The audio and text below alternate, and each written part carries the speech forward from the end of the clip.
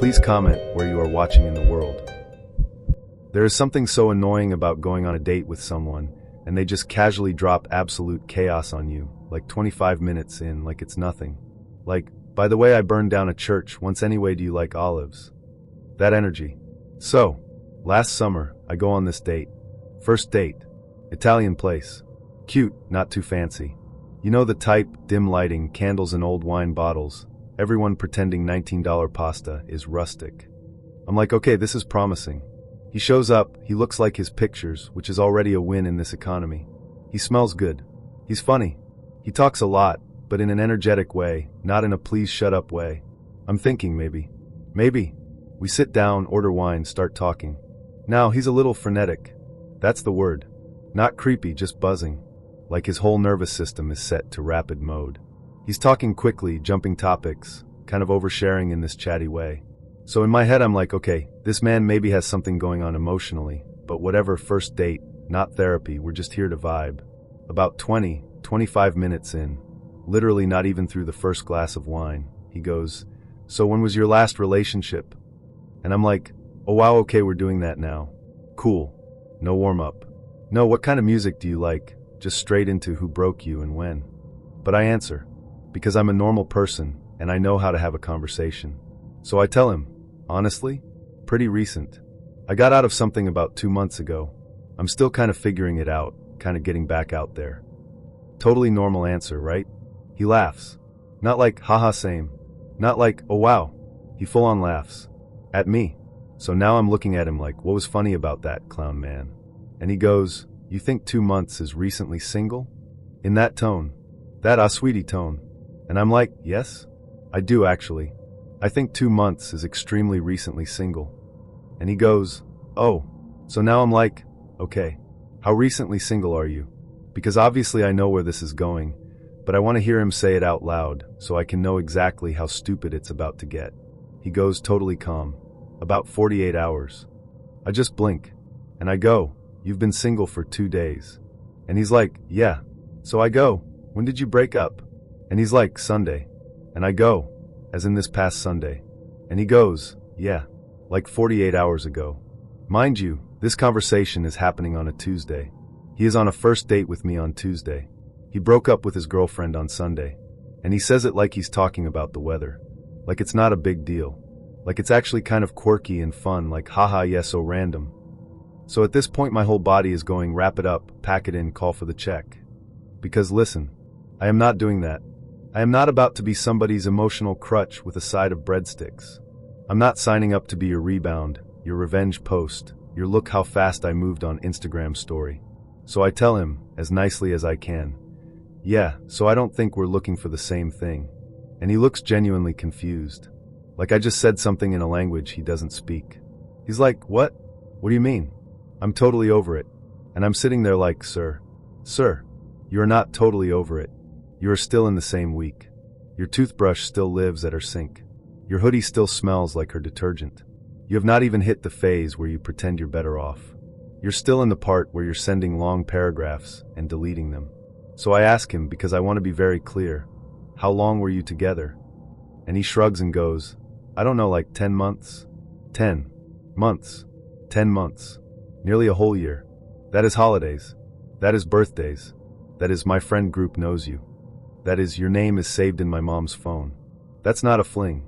And he thinks he is totally over it in 48 hours. And then, this is the part that killed me. He's offended that I'm not signing up for that. He's literally acting like I'm being dramatic for not wanting to be the person he sits across from, pretending he's fine, while he emotionally bleeds out onto the table. Because let's be honest about what this is. Either, hey, he's trying to make his ex jealous. The classic, look how fast I got another girl, babe, I'm already out here. You're basically being used as a prop in a performance she was the intended audience for. Or, B, he's looking for a rebound. Translation, he wants physical closeness and validation right now, so he doesn't have to actually feel the breakup yet. And I am not judging the instinct. People do that. People panic after breakups and go grab the nearest warm human to convince themselves they're not shattered. But I'm not volunteering to be that. And especially not when you don't even try to hide it. You didn't even try to act stable for one dinner. You dropped, I am emotionally unavailable and currently bleeding out from a fresh breakup before the calamari arrived. Like, sir, you could have told me this before I put on eyeliner for you. That's the part that really annoys me with first dates like this, the lack of disclosure. Because now I'm already here. I'm already sitting across from you. I already ordered a drink. I've already used energy. And then you tell me, by the way, I am not actually dating for real. I am in active recovery mode from psychological war. So, dating horror story. Let me tell you about this absolute clown from Bumble. We match, we start talking, and at first I'm like, okay, this is normal. He's cute enough, he can keep a conversation going, he uses punctuation, bare minimum things that in this economy feel rare. We decide to meet up at this sports bar in Fort Wayne, Indiana. Chill vibes. Nothing fancy. Beer, fries, big TV in the corner with a game on. Easy first meetup. And honestly, it starts off fine. Like, I'm not gonna lie to you, the first part of the date was not that bad. We're talking, we're laughing, conversation is smooth. He's doing that light touch on the arm thing. I'm doing the oh stop laugh. You know how it goes. There's actual chemistry, which is already more than you usually get on these apps.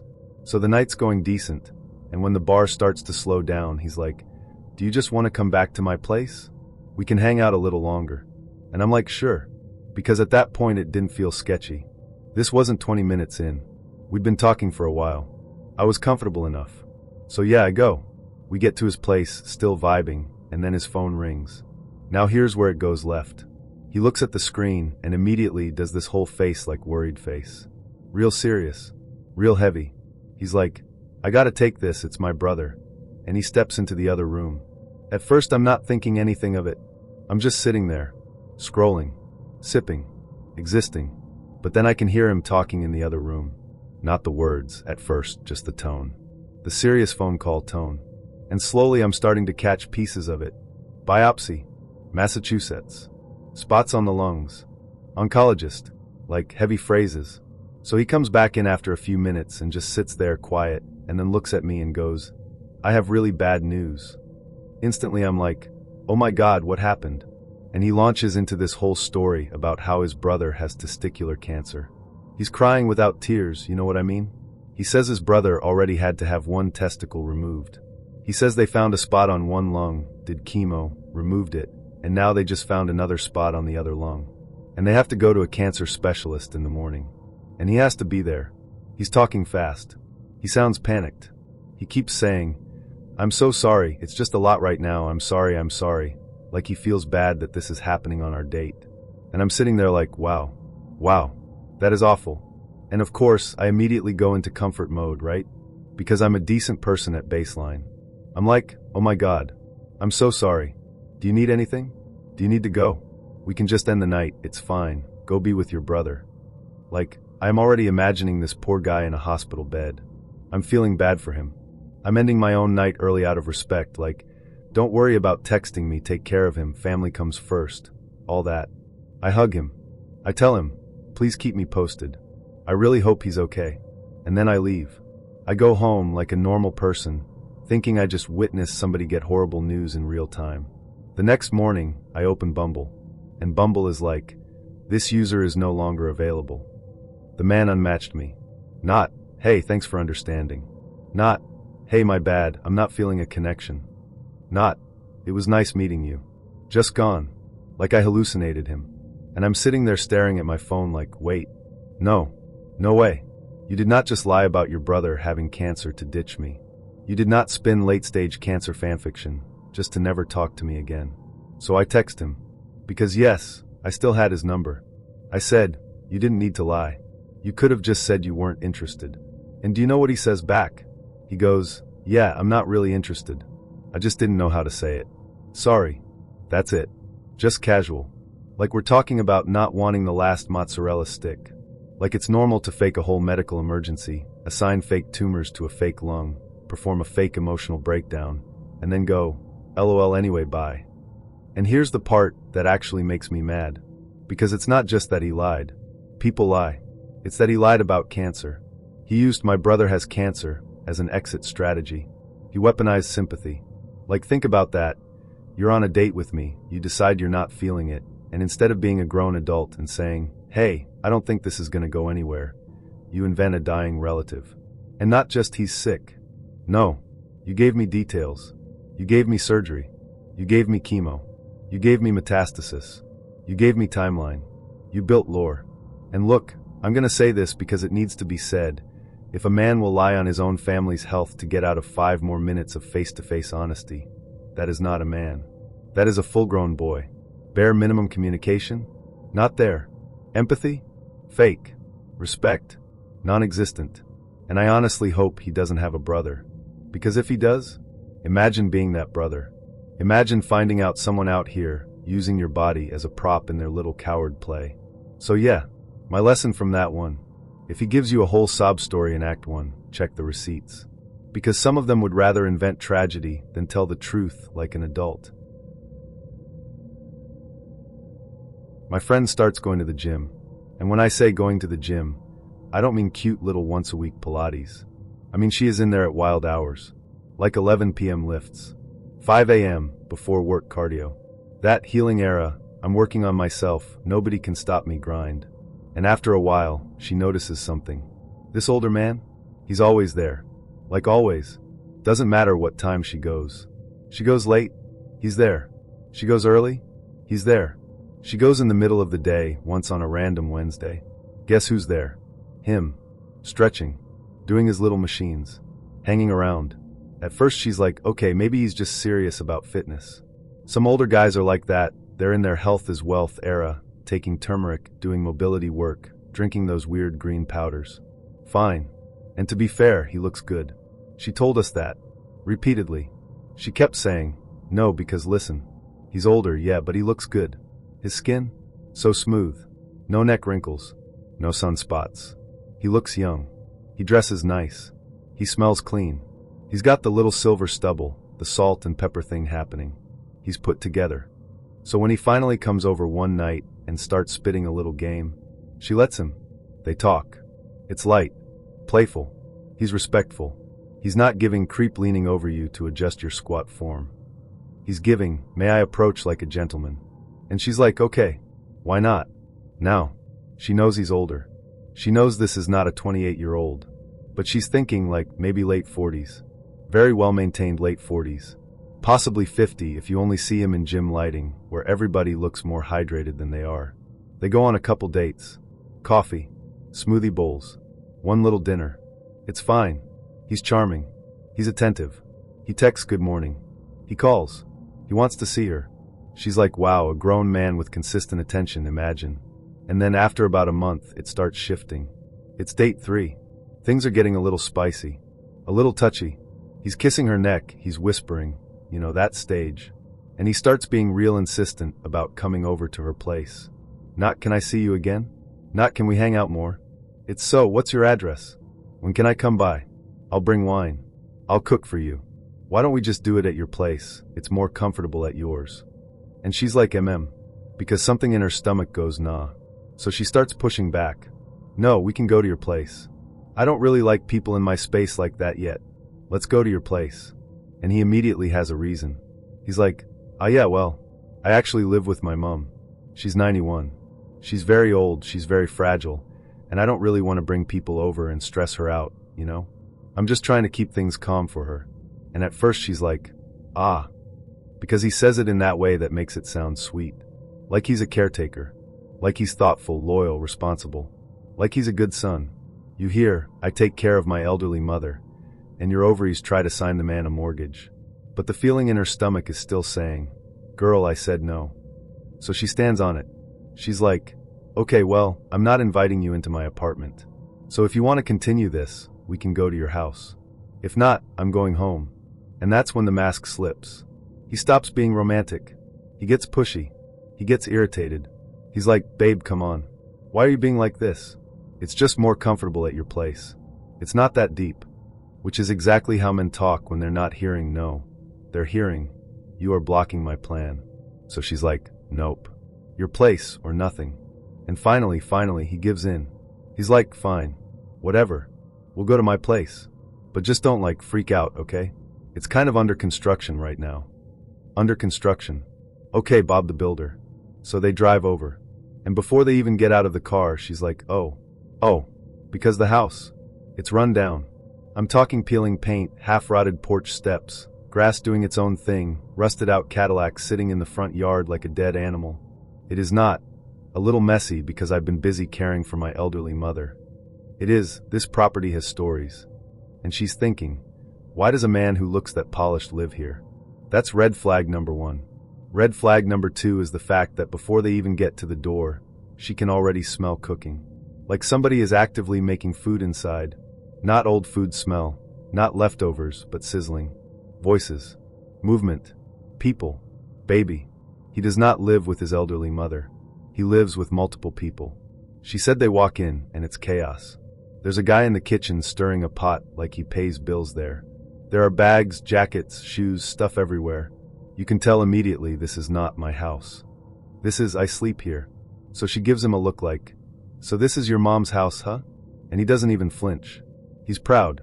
He's like, yeah, don't worry about them. And he's already trying to pull her closer, put his hands on her, start kissing her neck like we're just gonna act normal and get into it right here in the living room. Not, let me show you to my room. Not, let's get comfortable. No, right there, on the couch in the middle of the common area. And that's when she realizes, this is his room. That couch is his bed. And suddenly the whole month makes sense. Why he's always at the gym, because that's where he showers, where he feels put together, where he looks valuable. Why he wants to come to her place so bad. Why he's trying to escalate so fast. Why he's trying to make it serious after like 4 hangouts. It's not romance. It's housing. He's shopping for a place to stay. And listen, this is the part you really, really need to hear. She said the energy in that moment, it switched from, oh, he thinks I'm cute, to, oh, he thinks I'm an opportunity. And a lot of women don't clock that fast enough. Because he wasn't trying to hook up because he couldn't control himself. He was trying to hook up because locking in physical access is step 1. Then comes the toothbrush. Then comes, I'm already here, I'll just crash. Then comes, why am I paying rent there if I'm sleeping here? Then comes, babe, can you help me out till I get back on my feet? That is not a boyfriend. That is a tenant. So she shuts it down. Immediately. She physically steps back. She's like, absolutely not. No, we're not doing this. I'm leaving. And he tries to guilt her. Why are you acting like this? Wow, so you're just gonna go. You don't even want to stay and chill? All that. She's already walking to the door. She said she didn't even argue. She just turned around, walked out, got in her car, blocked him, and that was it. And after she told me all this, she was like, I really think he thought he had me. Like he really thought I was gonna let him in, and that was gonna be it, and I'd have a whole 60-year-old roommate by next week. Oh yeah, by the way, you ready for the age? He was 60. 6. 0. Not 48 but moisturized. 60. 60 and looking for somewhere to sleep that wasn't a shared living room. And this is where I give my little PSA, because some of y'all need to hear it with your whole chest. There is a word for this. It's called a hobosexual. Not homosexual. Hobosexual. A man who dates you because you have a place to live. But this? No. Jail. So, picture it. New York City. I've been seeing this guy for like 2 or 3 dates. Not a total stranger. We've gone out for drinks, we've had dinner, we've had flirty texting. It's not like, hey random guy from Craigslist, let me into your home. We're past that. I feel somewhat comfortable. We go out to dinner again, cute, normal, and at the end of the night he hits me with, do you want to come back to my place for a drink before you head home? Now, important detail, he lives in Manhattan, I live in Brooklyn. If you don't live here, let me translate. That is not come up for a drink. That is, are you committing to this location for the rest of the evening because you are not casually Ubering back across the river in 5 minutes? This is logistics. But I'm like, okay, cool, yeah. I'll come by for 1 drink. 1 glass of wine. We'll sit on the couch, talk, be cute, I'll go home. That's the energy.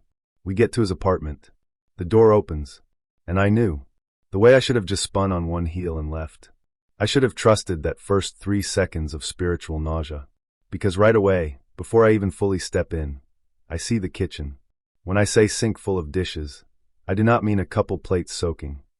I mean the entire sink, piled to the top, and then spilling over onto the counter. The stack is not vertical anymore. It has achieved landmass. It has migrated. There are pans in the sink. Pots in the sink. Forks fossilized into bowls. There's Tupperware with something in it that I think maybe used to be food in a past life, but now looks like a science fair project. And it's not just in the sink. No. It is creeping. Onto the stove. Onto the other counter. It's like the dishes staged an insurrection and took over his kitchen. I do not see a single clean surface. I do not see the color of the countertop. And of course he's doing that. Sorry, I've been really busy. And I'm standing there like, sir, this is not busy. This is not, work's been crazy. This is a lifestyle. This is a habitat. We are walking into an ecosystem. But I'm like, okay. Be open-minded. People get messy. Don't be shallow. Maybe his room is clean. Maybe it's just the kitchen. Maybe I'm being judgmental. This is me lying to myself to survive. We sit on the couch. The couch is actually fine. I'm like, okay, maybe we're good. Maybe this man just struggles with dishwashing. Who among us has not lost a battle with a casserole dish, you know? He's like, I'm gonna get some wine. And I, without even thinking, very quickly go, do you have plastic cups? I don't want you to have to wash anything after. Totally fine with plastic. Because I am not putting my mouth on anything in that kitchen that has ever touched that sink. I am absolutely not playing. Am I drinking out of a cholera cup tonight? With a man I met 12 days ago. And here's the sad part. He's proud that he has plastic cups. He's like, oh yeah, I've got some. Like, sir, yes, congratulations, you own solo cups. You are running a college pregame out of a grown man apartment. So he pours us wine in cups like we're at a tailgate, and I'm doing my best to just be normal. Because I'm already at the point of the night where I'm like, I'm gonna leave soon. I can feel my body wanting to exit. You know when you're already planning your lie. You're like, I have to get up early tomorrow. And it's not true, but you're warming it up in your mouth. That's me. Anyway, we're having wine. And then it hits me. I have to pee. Now this is where the story turns psychological horror.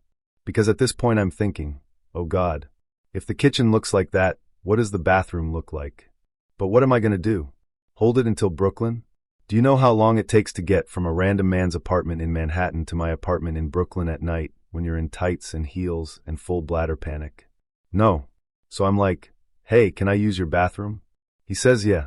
Points me down the hall. I go in. I open the toilet. I am telling you with my whole chest, it was the filthiest toilet I have ever seen in my entire life. In my life. I am talking black. Black buildup.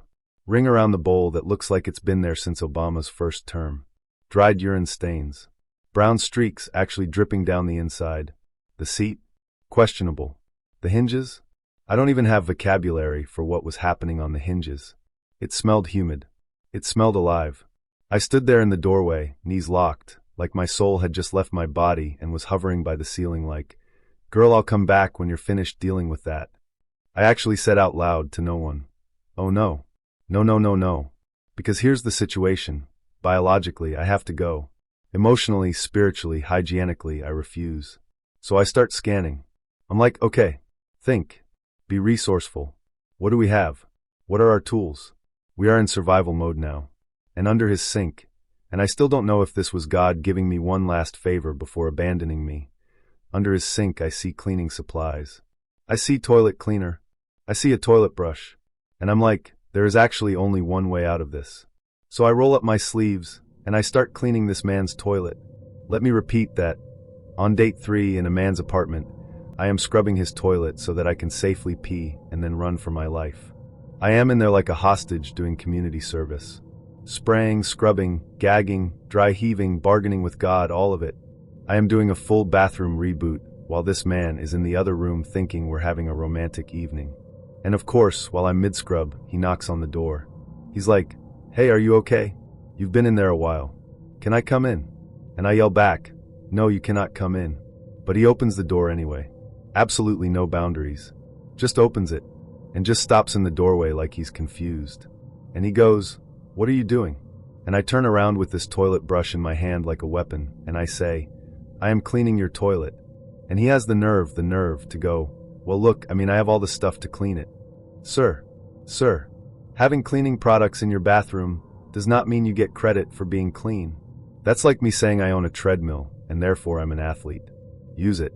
So I look at him and I go, when was the last time you cleaned this? Silence. I said, no, answer me. When was the last time you cleaned this toilet? You mean to tell me you wake up every morning, you stand over this, and that's fine with you? He's just standing there, like I'm being dramatic. And in that exact moment, I was like, I am done. I am out. I am absolutely never speaking to you again.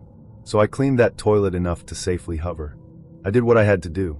I washed my hands for like a full 90 seconds like I was prepping for surgery. I walk out. I grab my bag. I'm like, thank you for the wine, I'm gonna head home. Called a taxi. And I never spoke to him again. So I met this man in 2020. And when I tell you I love this man, I love this man. He was absolutely my type. Tall, fine, said all the right things, acted like he had his life together. You know when someone fits the exact silhouette you've built in your head and you go, oh okay, God heard me. Yeah, that was him. We go on a couple dates, it's going great, we're vibing, I'm already mentally designing the couple's Halloween costume. Then right around date 3, he disappears. Ghosted. Vanished. Whole week. No good morning. No hey I'm busy, nothing. Like he fell off the planet. And I'm like, oh, okay, cool. I'm stupid. I tell myself, whatever lesson learned, I'll move on. Then he hits me up. I'm so sorry. I've just had a lot going on. I want to make it up to you. Can you come over? Please come over. I really want to see you. And because I was delusional and in love, I go. Of course I go. Because in my head, this is still my person, not a walking cautionary tale. I pull up to his house. He opens the door. And I have to stand there and process what I'm looking at. His entire face is wrapped. I'm talking gauze, tape, swelling, bruising. From the bridge of his nose down to halfway down his neck, wrapped. He looks like a post-op mummy. I'm like, hi. He's like, oh yeah, I had sinus surgery. Real casual. I'm not feeling well. Come in. Sir, if you are not feeling well, why did you beg me to come over? Why did you summon me like a DoorDash with feelings? So now I'm in his house, sitting on his couch, feeling weird because we're supposed to be like rekindling the spark, and instead I'm looking at a man who's leaking through the bandages. This is not romantic. This is a medical setting. Then his friend shows up. Like actually shows up. Walks in. Not a hey, I'm dropping soup poppin'. This man is clearly here to check on him because he's worried. Which cute on paper. But it's now me, a girl who's basically still in the job interview phase, sitting in a living room with Mr. Wrapped Face and his best friend, like I'm meeting the family at Thanksgiving, and we're all just vibing. It's weird. So we're doing this awkward small talk, right? His friend is asking him if he's okay. Do you need anything? Do you need ice? Do you need meds? And then out of nowhere, Wrapped Face turns and goes, hey Stace, would you mind going to the kitchen and making us some burgers? I'm sorry. First of all, I am in a white dress. Head to toe. I did not come here to work the grill at Five Guys. Second, who don't cook his meat? Me. I don't cook his meat. Third, you are post-op. You invited me. Why am I catering? So I literally say, no, I can't do that. He goes, okay, well can you at least boil me an egg? An egg. An egg. Like I'm his nurse. And you have to understand, at this point I'm just trying to keep the peace because his friend is right there, and I'm not trying to start yelling in front of company. So I'm like, okay, I'll boil an egg. I don't even boil eggs like that. I had to literally Google how long to boil an egg hard boiled on the low in this man's kitchen. Which, by the way, is stove. Demon technology. NASA grade. I'm pressing buttons and nothing's happening. It's not clicking, it's like induction nonsense. I'm standing there in this white dress, quietly panicking over an egg like it's a bomb, while his friend has to come in and help me turn the stove on. So now I look incompetent in front of the friend. I did not come here to audition to be your wife/home health aide. So the egg finally gets boiled. I bring it to him. His friend's like, well, I'm gonna head out. And I'm like, great, I'll walk you out, I'll head out too, so good to see you guys, bye. Because I am absolutely planning to leave. Nope. The friend leaves and this man flips. Flips.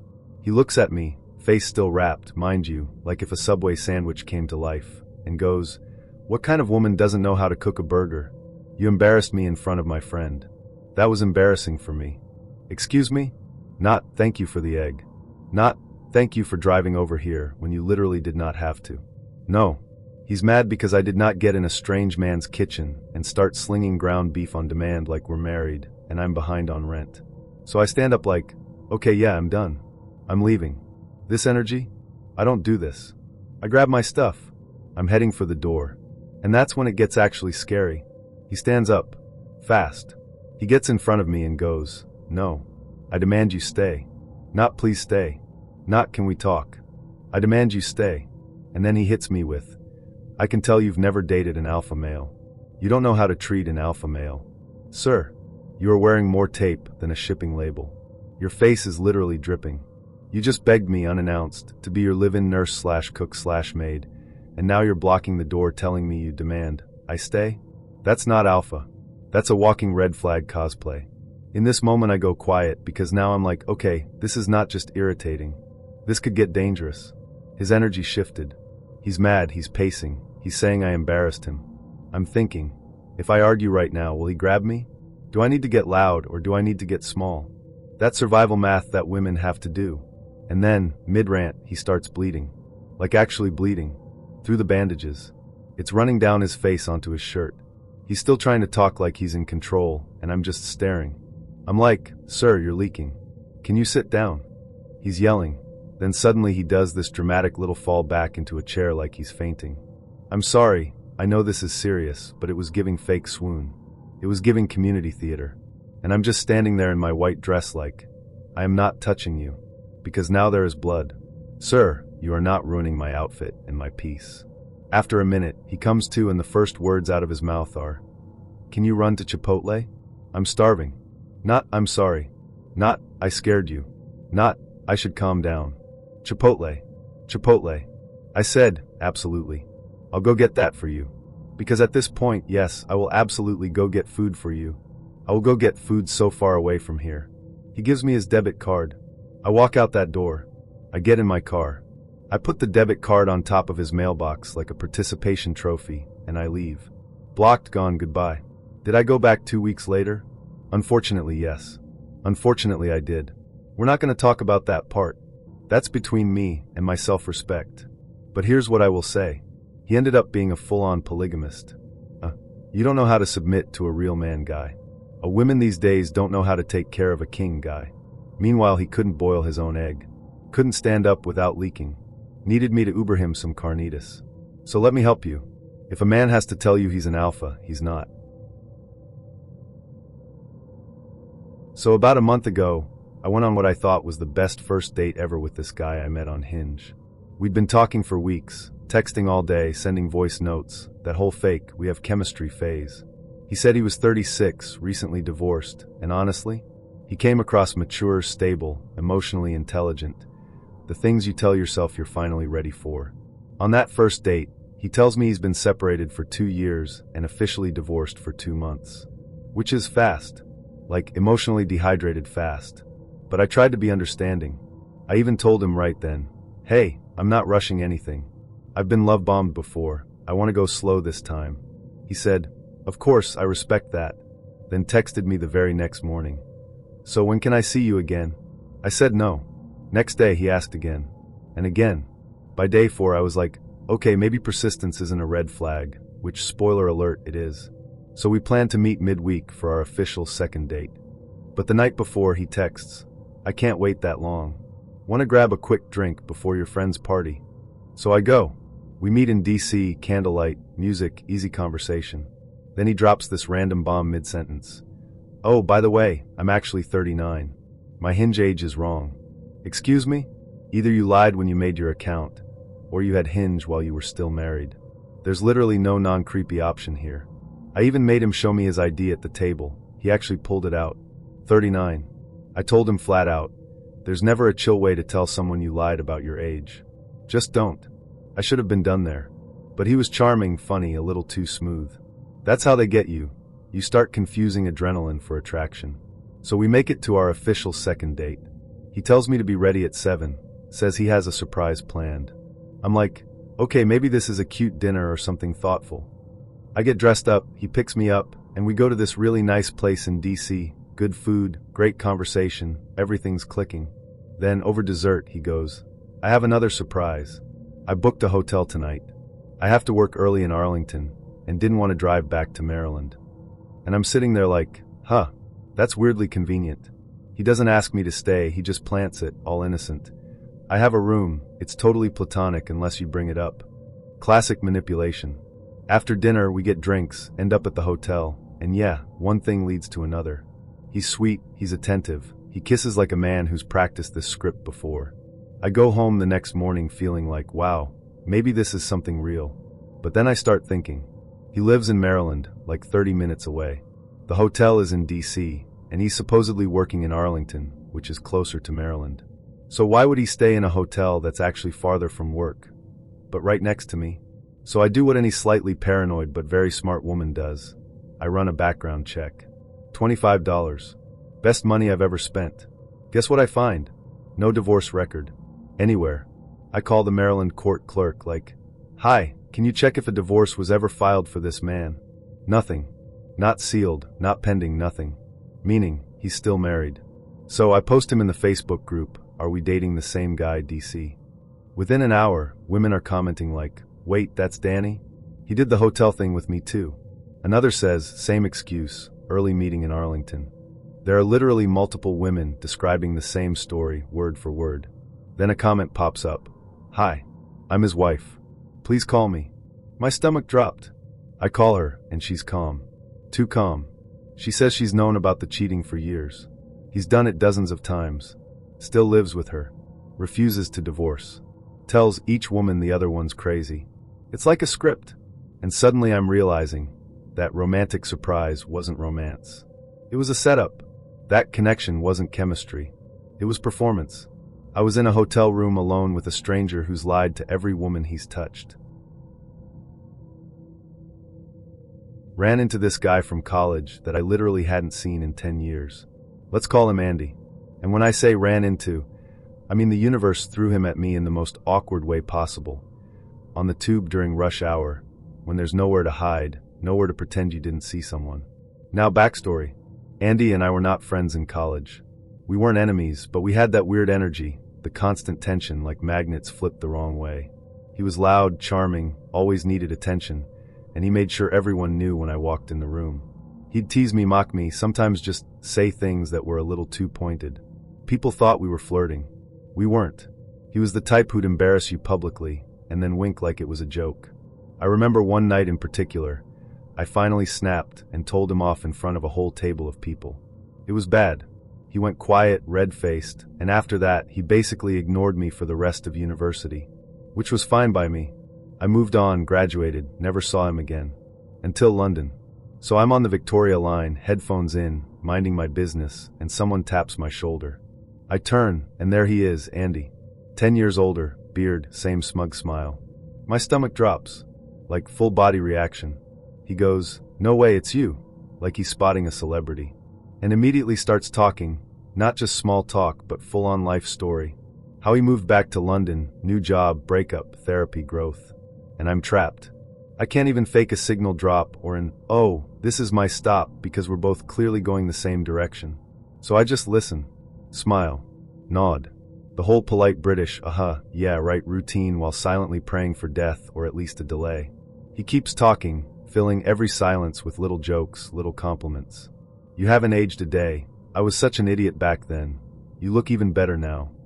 I laugh once, just to be civil, and he acts like I proposed. Then out of nowhere, he goes, "You know, I owe you an apology." I blink. "For what?" And he says, "For how I treated you. Back then. I was a prick to you. I think I actually liked you, and I didn't know how to handle it." And that right there, that's the kind of sentence that sounds mature until you hear the undertone. Because what he's really saying is, I wanted control, not connection. He doesn't look sorry. He looks like he's performing regret to see how I'll react. I tell him, it's fine. That was a long time ago. But he keeps going, like he's trying to rewrite history in real time. "You were intimidating. I thought you were out of my league. So I just acted stupid. And it's weird. I can feel the old dynamic sneaking back in. He's the talker, I'm the listener. He's in control again. We reach the station, same stop, of course. He insists on walking me out. I try to make an exit, but he slows his pace, blocking me slightly. He's smiling, but hovering. He says, "We should catch up properly sometime. Get dinner. Maybe drinks." I lie and say, "Sure, maybe." By the time I'm above ground, he's already found me on Instagram. DM within 10 minutes. "You looked incredible today." I can't believe I wasted all that time hating you instead of dating you. And I just sit there staring at my phone like, is this man doing a redemption arc or a soft launch? Over the next few days, he keeps messaging. Compliments, jokes, nostalgic stuff. At first I reply politely, then slower, then not at all. He notices. Sends one long message about how amazing it would be to start fresh as adults. Says he's not that guy anymore. And maybe 10 years ago, that line would have worked. But now I can see what he's really doing. It's not closure he wants, it's validation. He wants the girl he humiliated to tell him he's changed. He wants me to forgive him so he can feel like a good man again. So I tell him, I appreciate the apology, but I don't think we need to reconnect. Take care. And he replies with the classic manipulative line. Wow. Guess people never really change, huh? Like I'm the one who didn't grow. Part 1 of my husband's 6-year affair, living a full double life. I watched the 11-part story so you don't have to. So this woman, right? She's married. Years in. Kids. Family. Regular life. She thinks she's got a husband who's not perfect, but present. She thinks her life is normal. Then the day they're supposed to leave for vacation, like literal bags packed, kids excited, family memories loading, she finds out something insane. She finds out that her husband has an entire other relationship. Not just he's cheating. No, we're not talking, I caught a flirty text. We're talking, he has a whole other woman, a whole second household, and a child with this other woman. And not like a secret baby that he barely knows. That's what he tells her, by the way. His first version is, oh, it's complicated, we're not really together anymore. Yeah, technically there's a kid, but I don't really see her, it's not like that. He says this while they're about to go on a family vacation. So obviously she's like, what? The math is not mathing. But she's already promised this trip to the kids. She's already mentally in I'm holding it together mode. So she does what moms always end up doing, which is, she doesn't even get to fall apart properly. She lets him say whatever nonsense, and then she's like, okay, I will deal with this after. The kids still get their beach week. Except he doesn't even go on the trip. He tells her he can't make it. Work, whatever, some emergency. She ends up driving herself and the kids on this trip they were supposed to take as a family. And the whole way there she's trying not to cry, trying not to let the kids feel that something is very, very wrong. She said the kids were literally in the back seat, like, where's Dad? And she's choking on lies, saying, he'll meet us later. Meanwhile, she's sitting there with her stomach in knots, phone in her hand, trying to keep it together, acting like everything's normal for 7 straight days. And while she's out there doing emotional gymnastics just to keep her kids happy on vacation. He's on vacation too. With the other woman. And not just with her. With the other woman's family. Like in photos. On trips. Doing the whole meet the in-laws thing. Taking matching pictures. Taking their kid around like this is his main home. So imagine you're this wife. Your kids are on the beach crying because daddy didn't come. You're making sandwiches, spraying sunscreen, tucking them in at night, and meanwhile you find out the reason he couldn't make it is because he was at a cookout with his other girlfriend's parents and holding that other little girl like she's part of his main family, and yours are the side piece. That right there almost broke her. But it keeps going. While she's on that trip with the kids, she turns into a detective. She figures out who the woman is. She starts piecing timelines together. She finds pictures. She sees messages. She realizes this wasn't a mistake. This wasn't a bad weekend. This was a full second life. And when she comes back home from that trip, alone, still pretending everything is fine, she has to figure out, do I blow this up right now? Do I tell the kids? Do I kick him out? What happens? What does my life even look like after this? And here's where this story turns from messy to you're kidding me. He begs her to stay. Not I'm sorry, I'll fix this. Not I'll move out. No. He says basically, please don't leave. Please don't break up our home. Let's just keep going. And he uses the kids to do it. He says, for the kids, let's not ruin their lives. Let's just work it out. Please don't make a scene. So she does what a lot of women do when there are kids involved and money involved and a mortgage involved and you're exhausted and embarrassed and you don't even know where to start. She stays. For now. She tells herself, okay, fine. We'll see.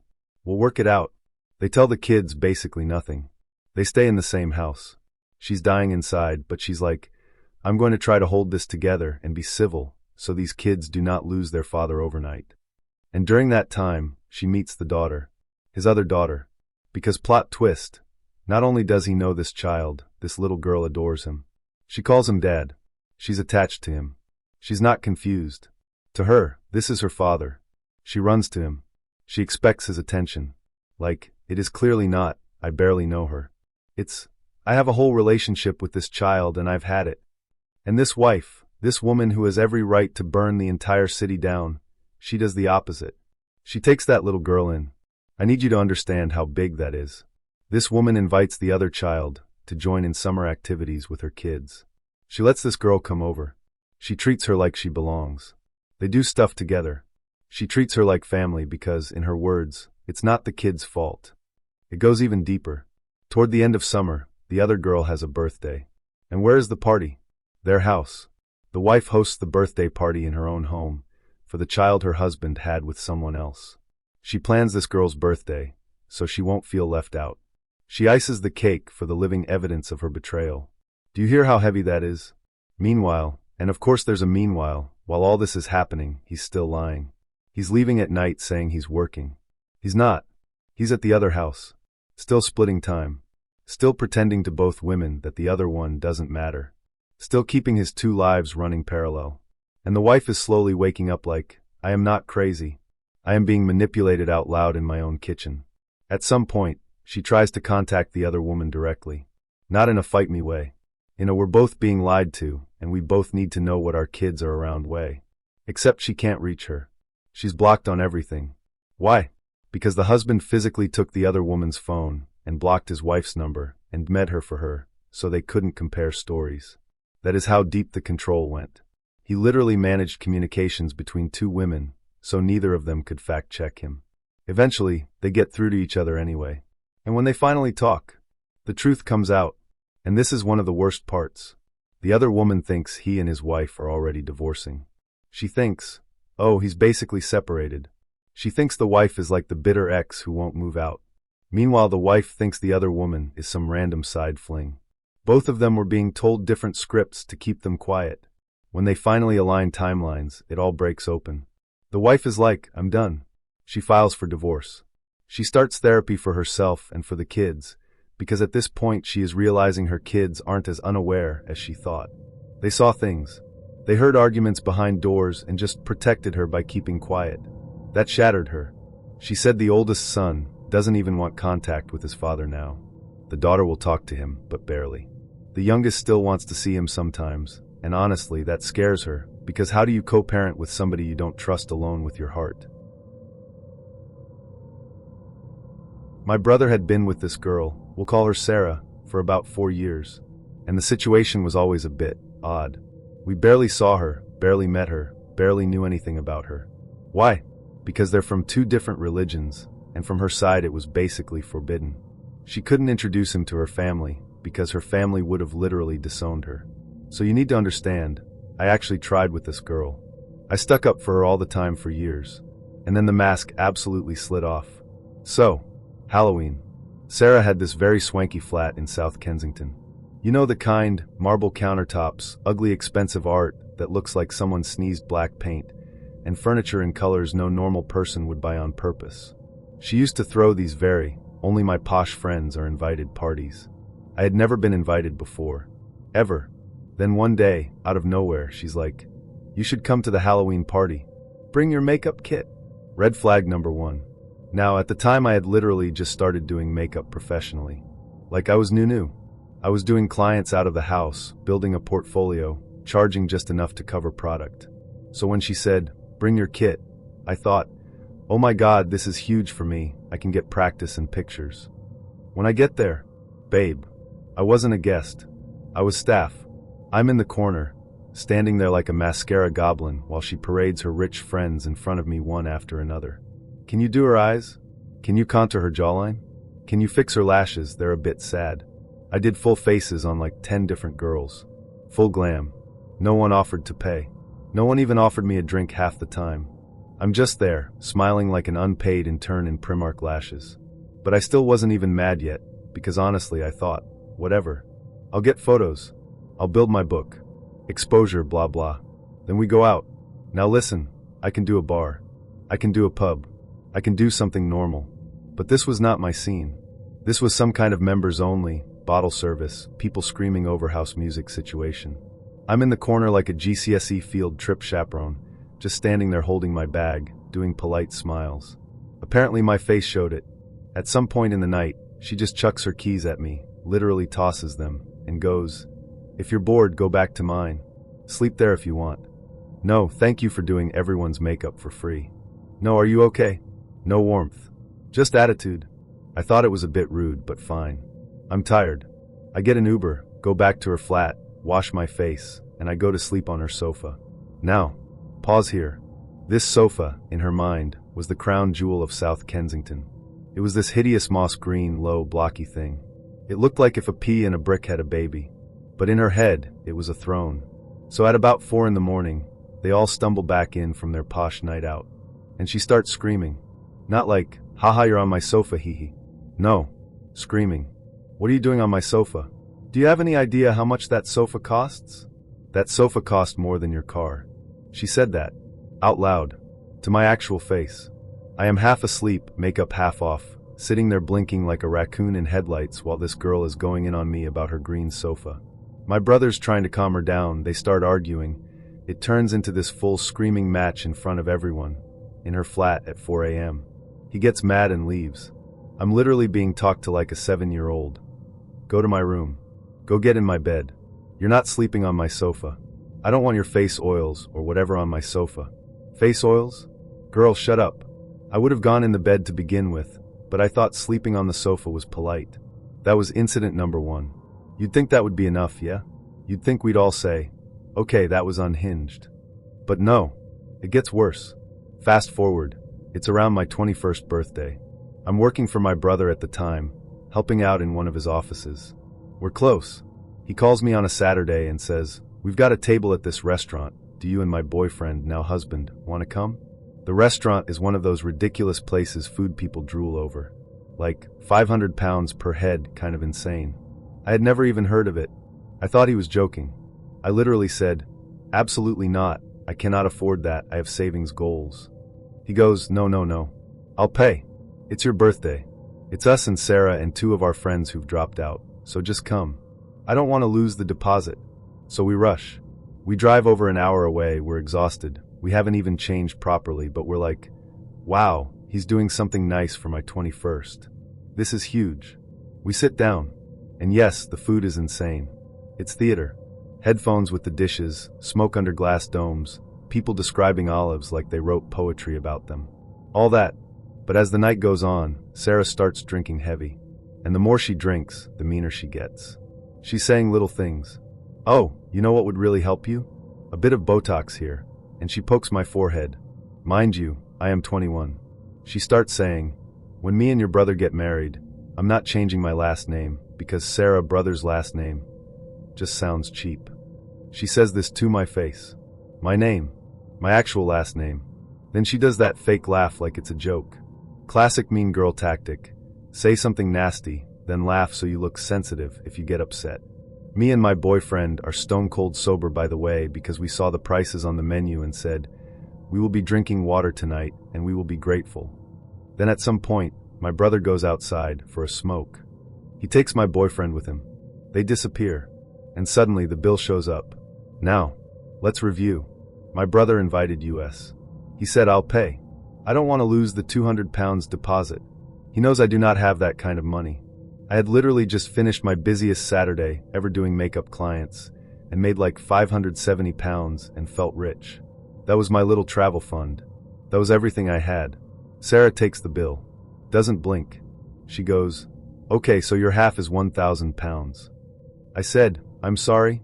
She goes, "Yeah, split down the middle. Me and brother are covering our bit. You and boyfriend can cover yours. It's about 1,000. First of all, our bit? There is no our bit. He said he was paying for me. Second of all, babe, if it's 1,000 pounds, that is not a bit. That is rent." And guess who is nowhere to be seen to correct her? My brother. He's not there. My boyfriend? Gone with him. No signal in the restaurant. I can't text. I can't call. And I'm thinking in that moment, do I say, "He said he'd pay," and look like a beggar in front of this girl who already clearly hates me? Do I sit there and argue in a Michelin star place like it's a Greg's car park? Or do I just swallow it and die quietly? I swallowed it. I pulled out every single pound I made that entire day. All my birthday money. Everything. Then I put the rest on credit. 1,000 pounds. At 21. We left, and I cried the whole drive home. My boyfriend, now husband, literally transferred me money because he felt so bad. After that, I went no contact. Then, 12 days before my wedding, my mom lets it slip. "Oh, by the way, your brother's bringing Sarah." I said, "No, he's not." They'd already told her she could come. So I called her, and I told her very calmly, "You are not invited. You will not be attending my wedding." When I was 21, I went on a date with a 40-year-old man.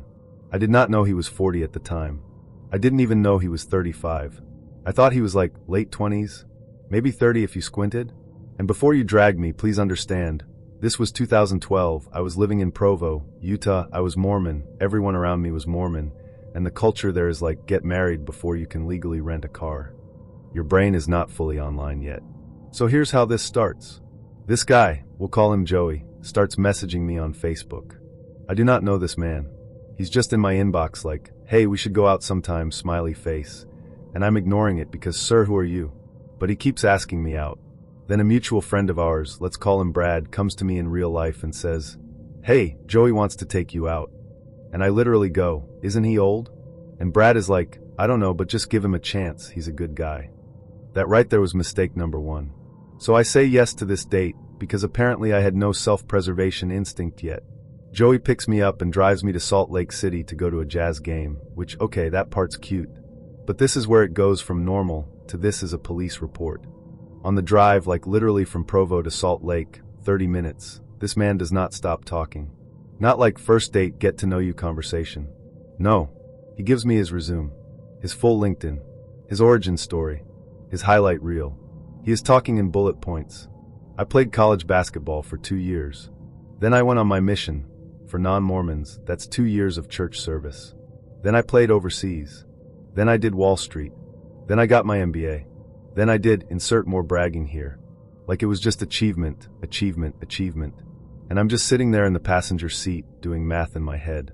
Because he's saying all of this like it happened one after another with zero gaps. And I'm like, okay, college ball is what, 18 to 20? Mission is 2 years, so that's 20 to 22. He's back in school again. That's another 2 years, 22 to 24. Played overseas for a few years. Okay, so 24 to 27. Got my MBA. Let's say 2 more years, 27 to 29. Worked on Wall Street for a while. So now we're at like 31, 32. And that's me being generous. And I'm sitting there like, there is no mathematical way you are 28. There is no mathematical way you are even 32. This man is mid to late 30s bare minimum. So now I'm uncomfortable. Because at this point, I'm literally 21. I'm barely legally allowed to drink in normal states, okay? I'm a baby. And this grown man is love-bombing me with his CV. Also, side note, he had that thing I always tell people about, dead eyes. I'm serious. Every picture I've ever seen of him, his pupils are like bottomless. It's like he's got shark eyes. Flash hits his face, and it just bounces. It's giving something dark lives in here. I always say I could see Satan sitting behind his irises. Like if you looked too long, you'd hear whispers. That was the vibe. Anyway, we go to the game. It's fine. He pays. He's polite. But it's weird. Because he doesn't ask me anything. Like not what are you studying? Not what do you like? Not do you have siblings? Nothing. I could have been a houseplant wearing lip gloss. He just wanted a girl in the passenger seat to nod while he told his own story back to himself. After the date, I'm like, absolutely not. Never again. I tell Brad, why would you do that to me? He's clearly way older. And Brad goes, he's not that old, you're being dramatic. Okay, Brad, prison. Then it gets worse. Because after that, people start telling me stuff. Other friends, people who knew him from church stuff. I start hearing, oh yeah, Joey's always going out with younger girls. Yeah, Joey was hitting on this freshman at BYU. Yeah, Joey tells girls he's 28. Excuse me? Meanwhile, nobody fully knows his age. It's all like rumors until somebody finally confirms. He's 39. 39 years old. Let me break that down for you. I was 21. He was 39. That is an 18-year age gap. Meaning, he could legally have had me as his child. He's closer to my dad's age than mine, and he was still trying to present himself to me like we're peers. No. Now, the best part, the absolute best part, the part that lives rent-free in my phone forever. He sends me a Facebook message. Mind you, he has my phone number at this point. We went on an actual date. He could have texted me like a normal person. But he messages me on Facebook, which honestly is a blessing because now I have the receipts permanently. I wish I was exaggerating, but I am going to paraphrase the core of it. Bree, I think you should rethink the idea that I'm too old to spend a couple eternities with. When our kids are first-round draft picks and we're living out our dreams, would it be so bad to be in love with a two-sport college athlete who played pro basketball, went to Harvard, is still a virgin, has a rock-solid testimony of the church, and will love you forever? A little bold, sure, but worth another shot for dinner and a movie. Winky face. Pause. First of all, a couple eternities? Sir, you are 40 using eternal marriage pitch language like it's a coupon code. Second, still a virgin? Be serious. Third, men love listing their resume like it's romance. I played ball, I have an MBA, I'm special, I'm chosen, I am God's favorite soldier. Okay, but do you have empathy? Do you have boundaries? Do you know why it's creepy to hit on 19-year-olds at a university library when you're almost 40? No. Then I don't care about your jump shot. So I sat with that message for 3 days because at first I was speechless. Then I responded, and I was honestly so nice compared to what I should have said. I said something like, "Your accomplishments are impressive, and you seem like a nice person, but you are too old to date a 21-year-old. Even if age wasn't a factor, I still wouldn't go out with you again. And talking about yourself like that, the way you're selling it, it's not attractive. It does the opposite. I don't want to be rude, but I'm just letting you know honestly." Which, by the way, was polite. That was not even smoke. That was a gentle boundary. He responds in like 10 minutes. 10 minutes. Which means he was waiting. And his reply is basically, it was just tongue-in-cheek, winky face. I don't normally brag, but girls around here fall for guys with big trucks and watches, so sometimes you have to sell yourself. I'm not ashamed of what I've accomplished. You're actually in the minority of 21-year-olds I've asked out, but I get it. You'll think differently when you marry a 25-year-old who doesn't know who he is. Have a great weekend, babe. Kidding on the babe. Winky face. The ego leaping out. Translation. I don't chase young girls. I'm just doing you a favor. You'll regret not wanting me. Also, I'm amazing. No accountability. No awareness. Just vibes and delusion. And here's the part that makes this a horror story instead of just cringe. It didn't stop in 2012. This man is still on dating apps now. I am 35, which, if you do basic subtraction, makes him 53. He is still lying about his age. His Hinge profile says he's 37. 37. He is still out here doing the exact same lines, hitting on girls barely old enough to drink, telling them he's 28, still calling himself a virgin, still trying to pitch eternity as a perk. I was born in the US, but I wasn't raised here. I was raised in Africa. I grew up in Senegal. That's where my actual childhood was. My parents sent me back to the States when I was 15 so I could go to school here, have more opportunities, all that. But when I came back, obviously I couldn't live on my own at 15, so I stayed with my godmother. Now, my godmother was fine. Strict but fine. The problem? Her older sister was also living in that house. When I tell you that woman made my life hell, I mean hell. Always talking down to me, always in my face about something, always treating me like I was in her way. It got so bad that as soon as I finished high school, I moved out. I didn't even have a plan. I just knew I could not breathe in that house. So I moved in with a friend. We got an apartment together, and I was like, okay, I'm finally about to have peace. That lasted about a year. After that first year, my friend got pregnant, and she wanted to move in with her baby's father when our lease ended. Which of course she did. That's her little family now. But me? I couldn't afford the apartment solo. Rent here is not cute. I was panicking because I didn't have parents in state I could just run to. I didn't want to go back to my godmother's because absolutely not. So I was stuck. Now here's where the first big mistake happens. I told my cousin what was going on and she goes, "Why don't you go stay with your Bayen?" For people who don't know that word, Bayen equals auntie on my dad's side. My father's sister. Now here's the thing. I barely knew this woman. I had met her one time in my entire life. My parents, both of them, told me, do not move in with her. She is not a good person. I'm telling you, don't do it. But listen, when you're young and broke and scared, logic packs its bags and leaves. I was like, it can't be that bad. She's family. Family won't let me be homeless. I thought I could handle it. So I moved.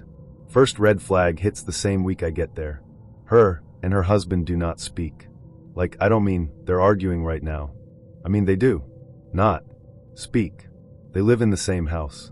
They sleep in separate rooms. But I'm like, that's their marriage, not my business.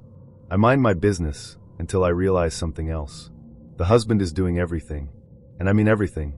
They've got 4 kids. Little kids. And this man wakes up before sunrise, goes room to room, gets all 4 kids up, bathes them, dresses them, makes their breakfast, packs their school stuff, takes them to school, comes back home, cleans the whole house, does dishes, does laundry, then goes to work. Then when school's out, he picks them up, makes them lunch, helps with homework, makes dinner, gets them bathed, puts them to bed. What is my aunt doing while all this is happening? Sleeping. Or at the salon. Or straight up going to bed the second she walks in. No, hey baby, how was your day? No, how are my kids? Nothing. She will walk in, drop her purse, and go straight to her room like she doesn't even live there. Now, I feel bad for the kids. I feel bad for the husband. And also I feel awkward because I'm staying there for free. So I start helping. I clean up the kitchen, I fold laundry, I do school pickups sometimes, I help get plates on the table. You know, basic decency. I'm not trying to be stepmom. I'm trying to not feel like a freeloader. And the husband? He is so grateful. He's like, thank you, I appreciate you. Just being kind, treating me like family, not weird. Like, you're a big niece helping out. That's how it felt. Until it didn't. Because this is where the problems start. My aunt decides she doesn't like that. Instead of looking at me and saying, wow, thank you for helping my kids brush their teeth while I'm ignoring them, she decides, in her head, that I must be trying to take her man. Mind you, I never flirted with this man. He is literally like a father figure to me at this point. He calls me kiddo. He tells me make sure you eat. It's not weird, but she's building this whole story in her mind, like I'm sneaking in her bed at night. And then she starts getting nasty. One time I'm in my room just taking selfies. She barges in my room unannounced and goes, what are you doing? You're a chugga now. You're selling yourself online. You're a little whore in my house. I'm just standing there like, excuse me? I told her, calm it first. Don't call me that. Don't talk to me like that. And she tries to fight me. Full-on grown woman trying to swing on me in her house, calling me out my name because I took a picture. Her husband had to come pull her off and tell her to calm down. And instead of focusing on the fact that she just tried to attack me, she turns on him and starts yelling, oh, so you're defending her now? You're protecting her? That's your little girlfriend? That's what we're doing now. I'm like, so this is mental illness. Okay, got it. It gets worse. Every 2 years I fly back to Africa to see my parents. I told her I was going, and she hated it. Hated it. Mad that I could afford a ticket. She was jealous that I was doing anything with my life. Then I saved up to get a car. I was working 2 jobs and going to school just to get out of her house. I gave her husband some money because he buys cars from auction and fixes them up to resell. So this man, again being kind and helpful, says, you can drive one of my extra cars for now while I fix yours. Normal. Basic human decency. Very uncle helping niece get on her feet. When I tell you she lost it, like lost it to the point she said, out loud, that she wanted to unalive me. Over a car. Over me being able to drive to work. And then she starts spreading rumors to everybody that I'm sleeping with her husband. Telling people in the family. Telling friends. The neighbors. Anyone who would listen. She's in my house trying to steal my man. She's disrespectful. She's fast. Just disgusting. I'm like, you're not even talking to that man. You literally do not speak to him. You sleep in a separate room. But suddenly he's your man, when he's helping with gas money? Anyway, final straw. One weekend, she and her husband go out of town. The husband's cousin was sick, so they left the kids with me. I stayed with the kids the whole weekend.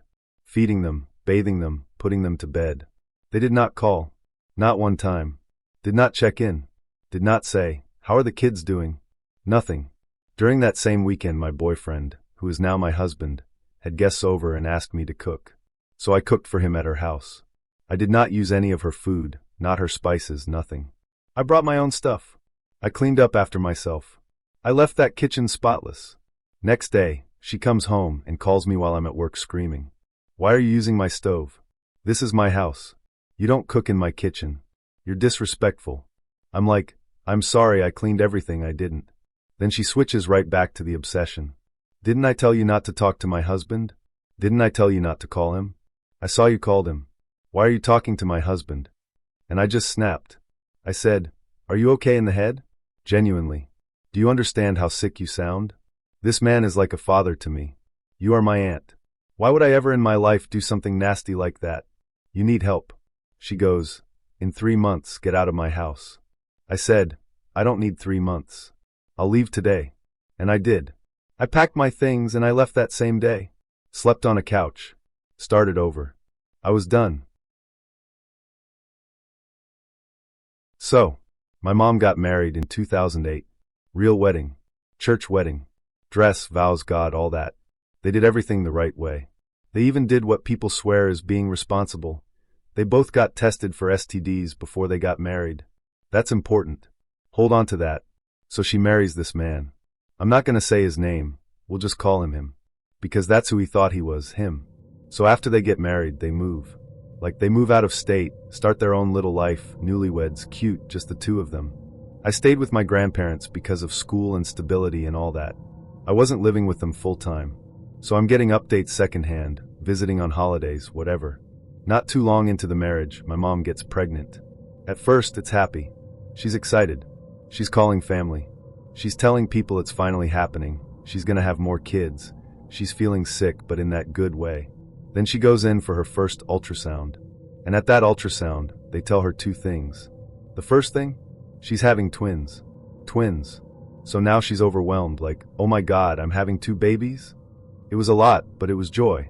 Then they call her back. And she thinks, okay, it's just because I'm high risk. She's diabetic. When you're high risk, they monitor you more. That's normal. With me, they monitored her a lot, so she doesn't freak out. She's like, okay, sure, I'll come back. She comes back in, and they sit her down and they tell her, you've tested positive for HIV. Imagine being a newlywed, pregnant with twins, and a doctor in a white coat just casually tells you, oh, by the way, you now have a lifelong, stigmatized, deadly virus. She said she went blank. Not crying. Blank. Because the math was not matting. This man and her both supposedly got tested before the wedding. They both said, we're clean to each other and to the doctor. She had only been with him. So how? How? So she confronts him. And this is where you see how evil someone really is. Because instead of falling apart and confessing, yeah, I knew, he lies. He tries to gaslight. He says, that can't be right. I don't have anything. We both tested before we got married, remember? Like it's some mystery.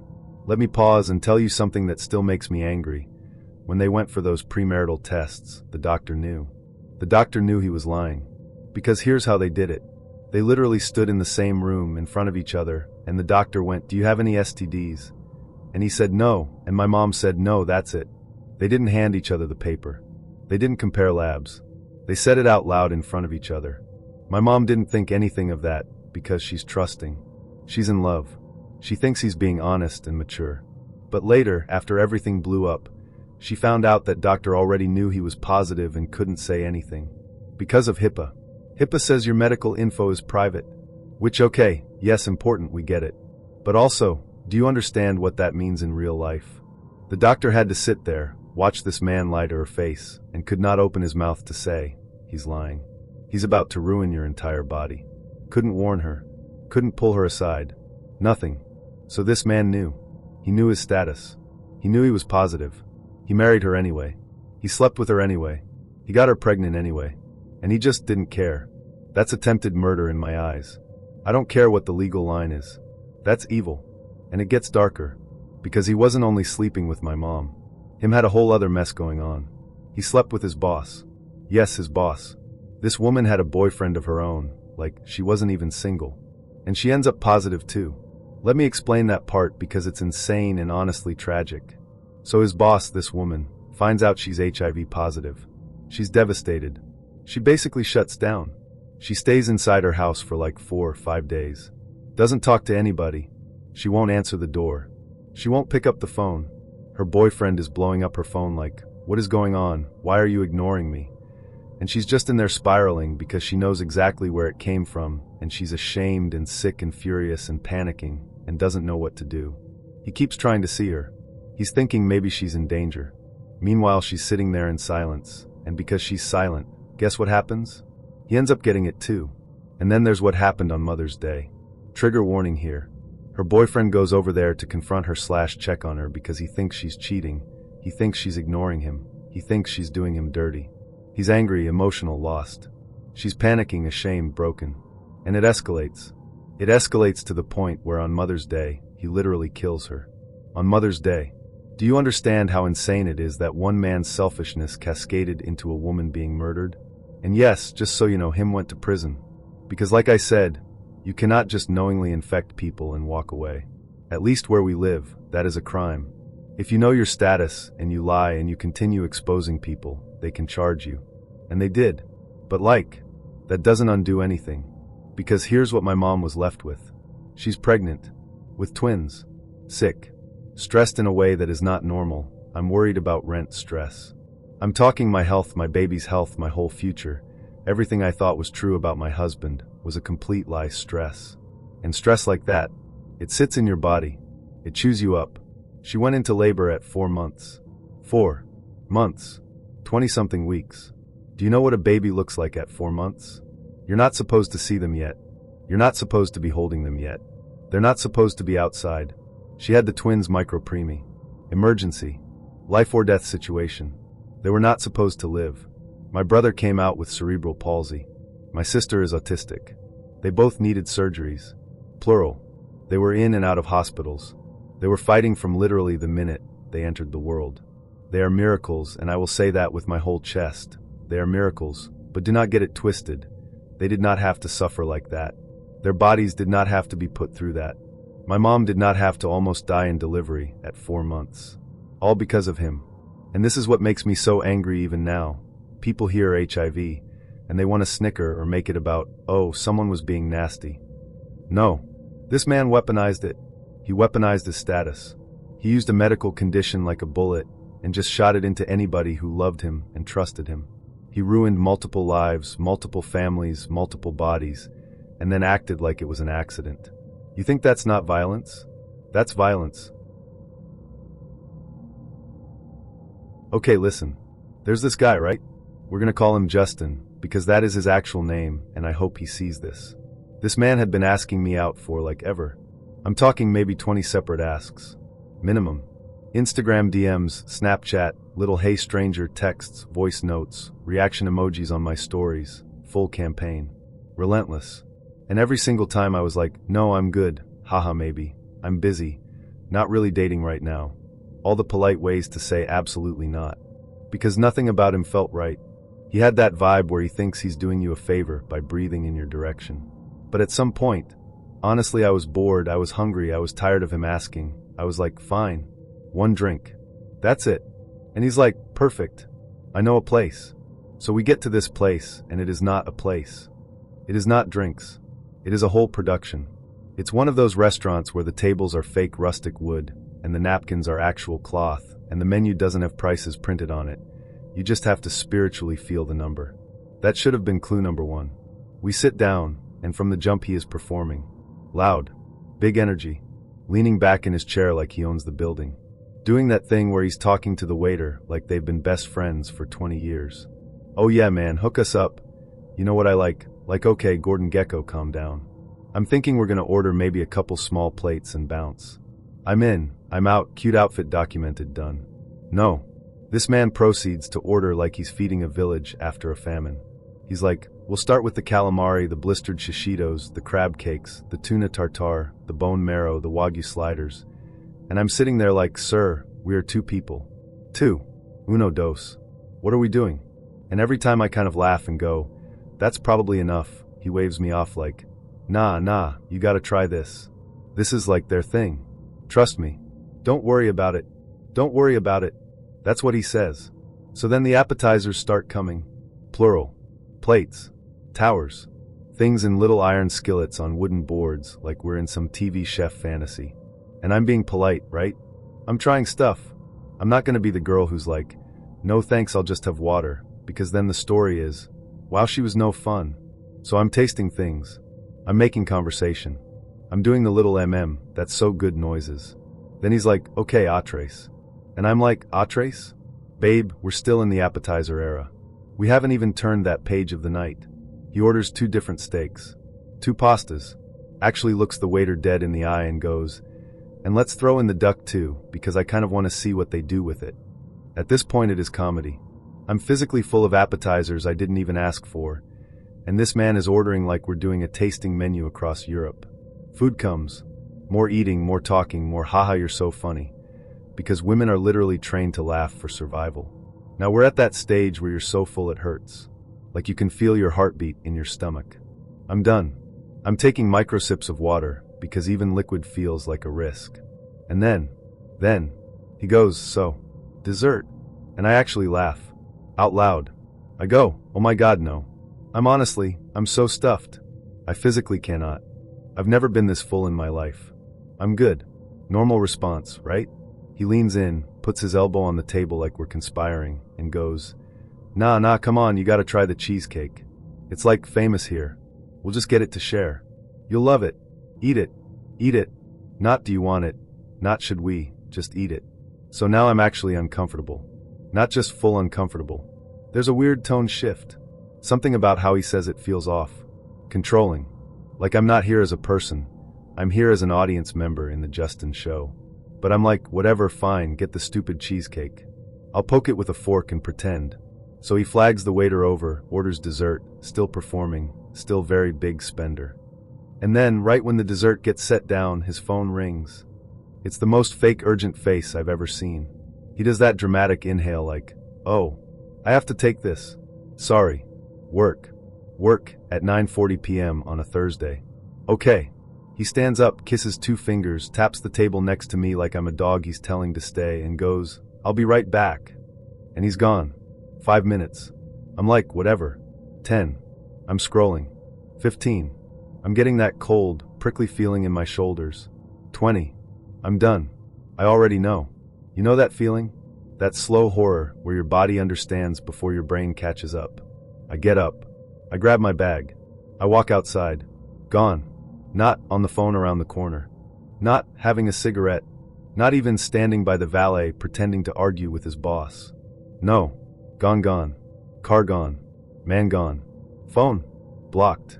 He literally blocked me while I was still sitting at the table. So I go back in, and the waiter is standing there with the check. And the way he's holding it tells me everything, because this is not the first time this has happened in this place. This place has seen this before. He kind of lowers his voice and goes, so, how would you like to handle this tonight? And I look at this bill. Let me explain something to you. This was not Applebee's. This was not 2 entrees and a shared brownie. This man, out of ego and spite, ran up a tab like we were hosting a corporate event. Appetizers, entrees, sides, cocktails, bottled water, dessert. Wagyu. Duck. Things that had market price instead of numbers. The bill is literally around $1,600. 1, 6, 0, 0. And here's the part that still makes my stomach flip. I paid it. I sat there absolutely humiliated and I paid it. Because what am I gonna do? Dine and dash? Argue with the staff? Cause a scene and get kicked out while they're calling security like I'm the scammer? And I know, that was the point. That's the part people don't understand. It wasn't about the food. It wasn't about the date. It was punishment. So I'm minding my business, right? I am at home, hair up, not cute, just scrolling. And I get a little notification. That ding, where you're like, oop eyes. I open my phone, and it's a DM. I don't recognize the name, but I tap it anyway because obviously I'm nosy. And listen, he's cute. Like not you squint and maybe? Cute. No, he's regular cute. He's gym photo, jawline, well-lit selfie cute. Beard lined up. Teeth. Hat that says fishing, which is always either wholesome or a red flag. No sunglasses in the car selfies. No pics with dead animals. I'm intrigued. So he's like, hey, how's your day going? Super normal. And I'm like, okay, king, we can play. So I respond. We start talking. You know how it goes. The casual little dance. The what do you do?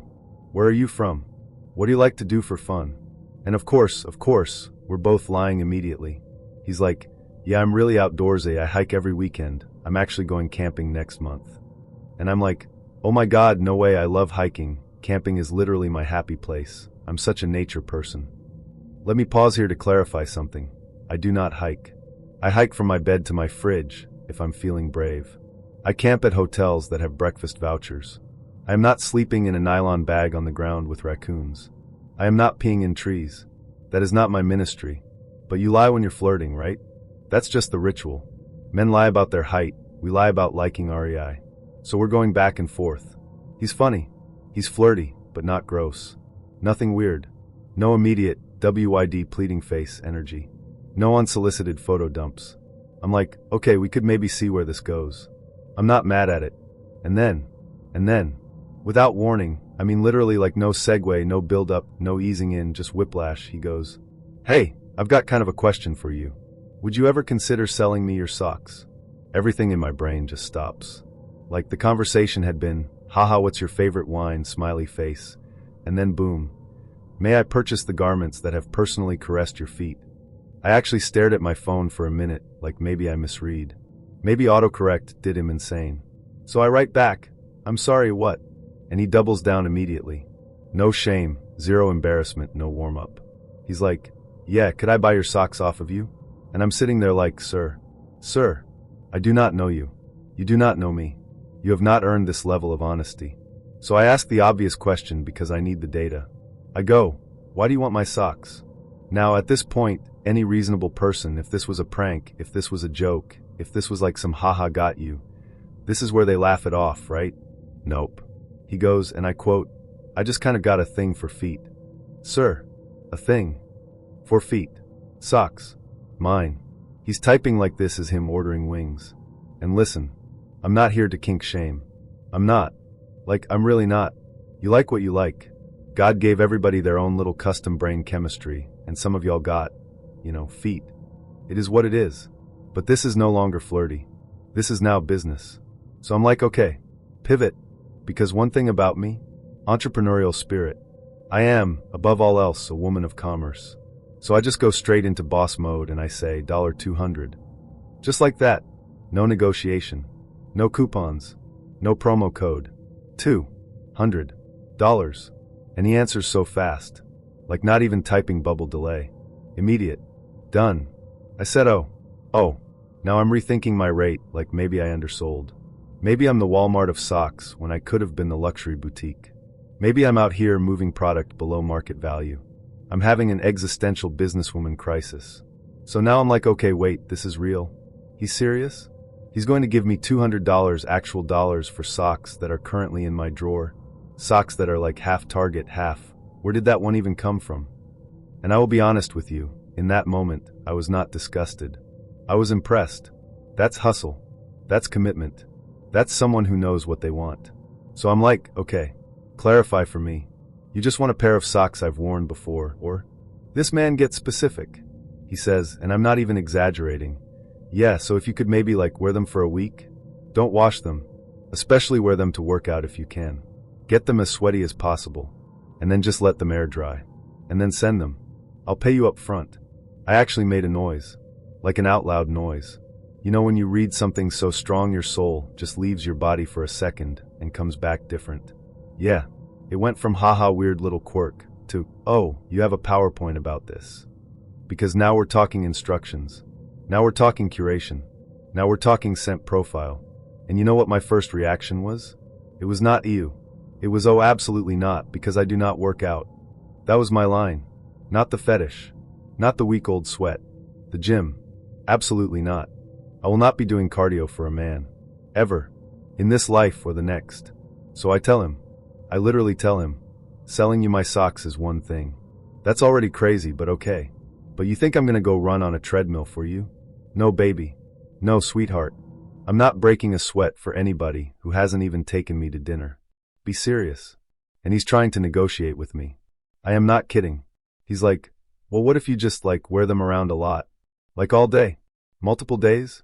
Just don't wash them. The dirtier the better. And at this point the vibe has fully shifted.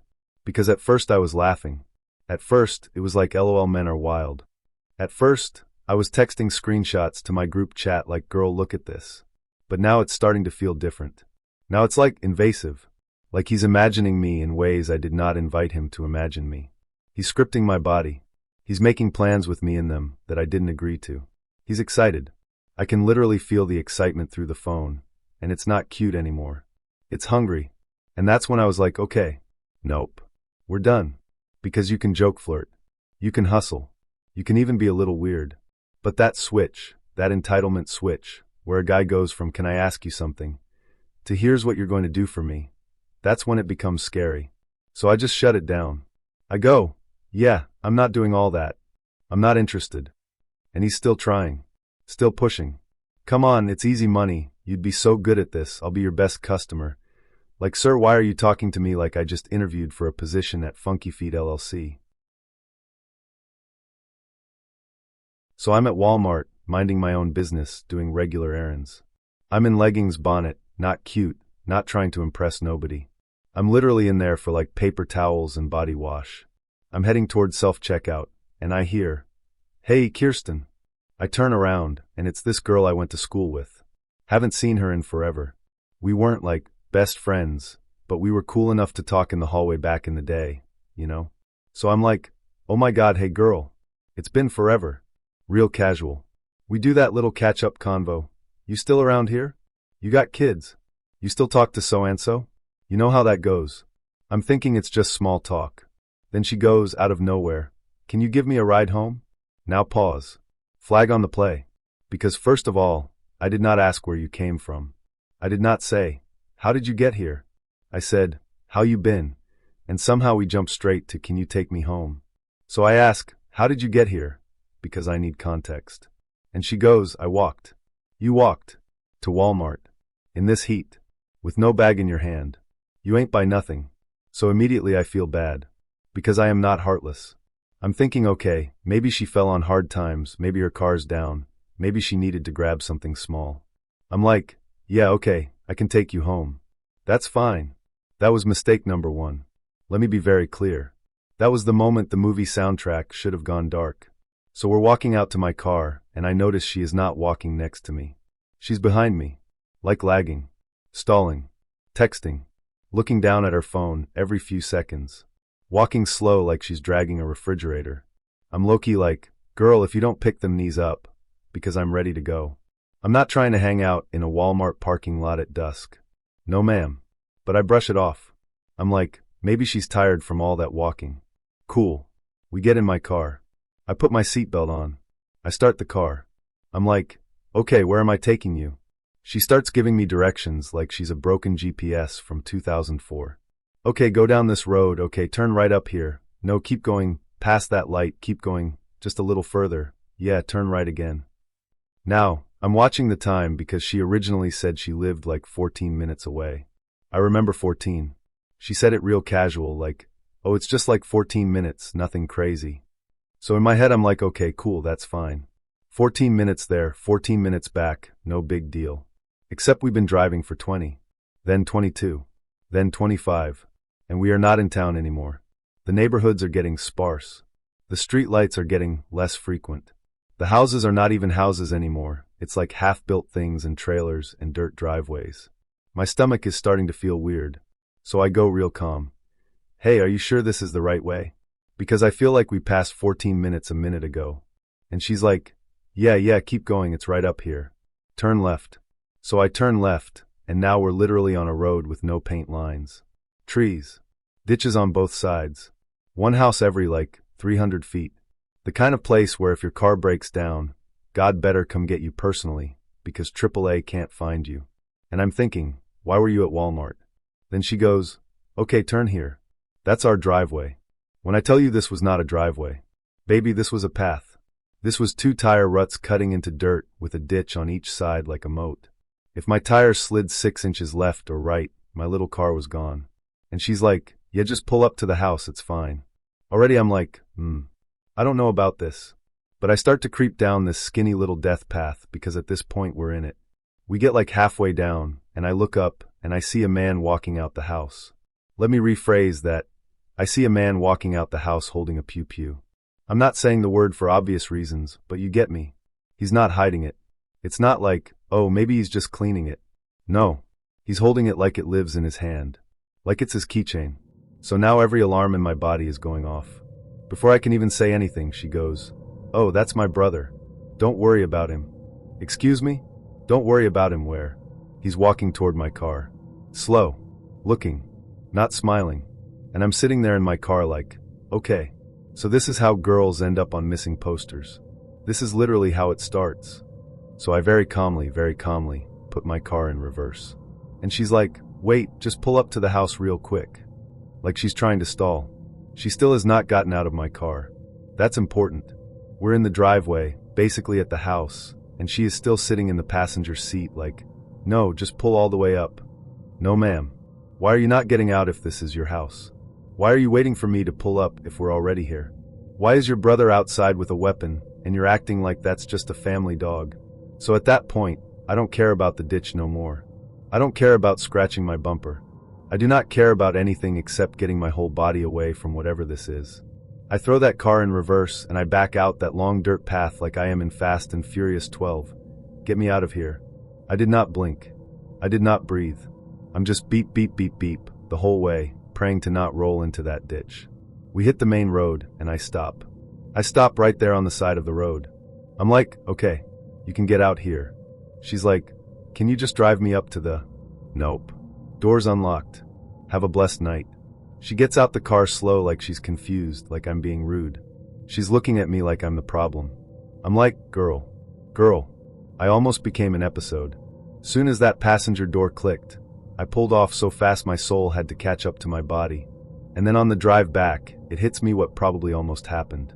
Because think about it, she stalls in Walmart. She's texting someone. She gets in my car and drags the ride out past what she said.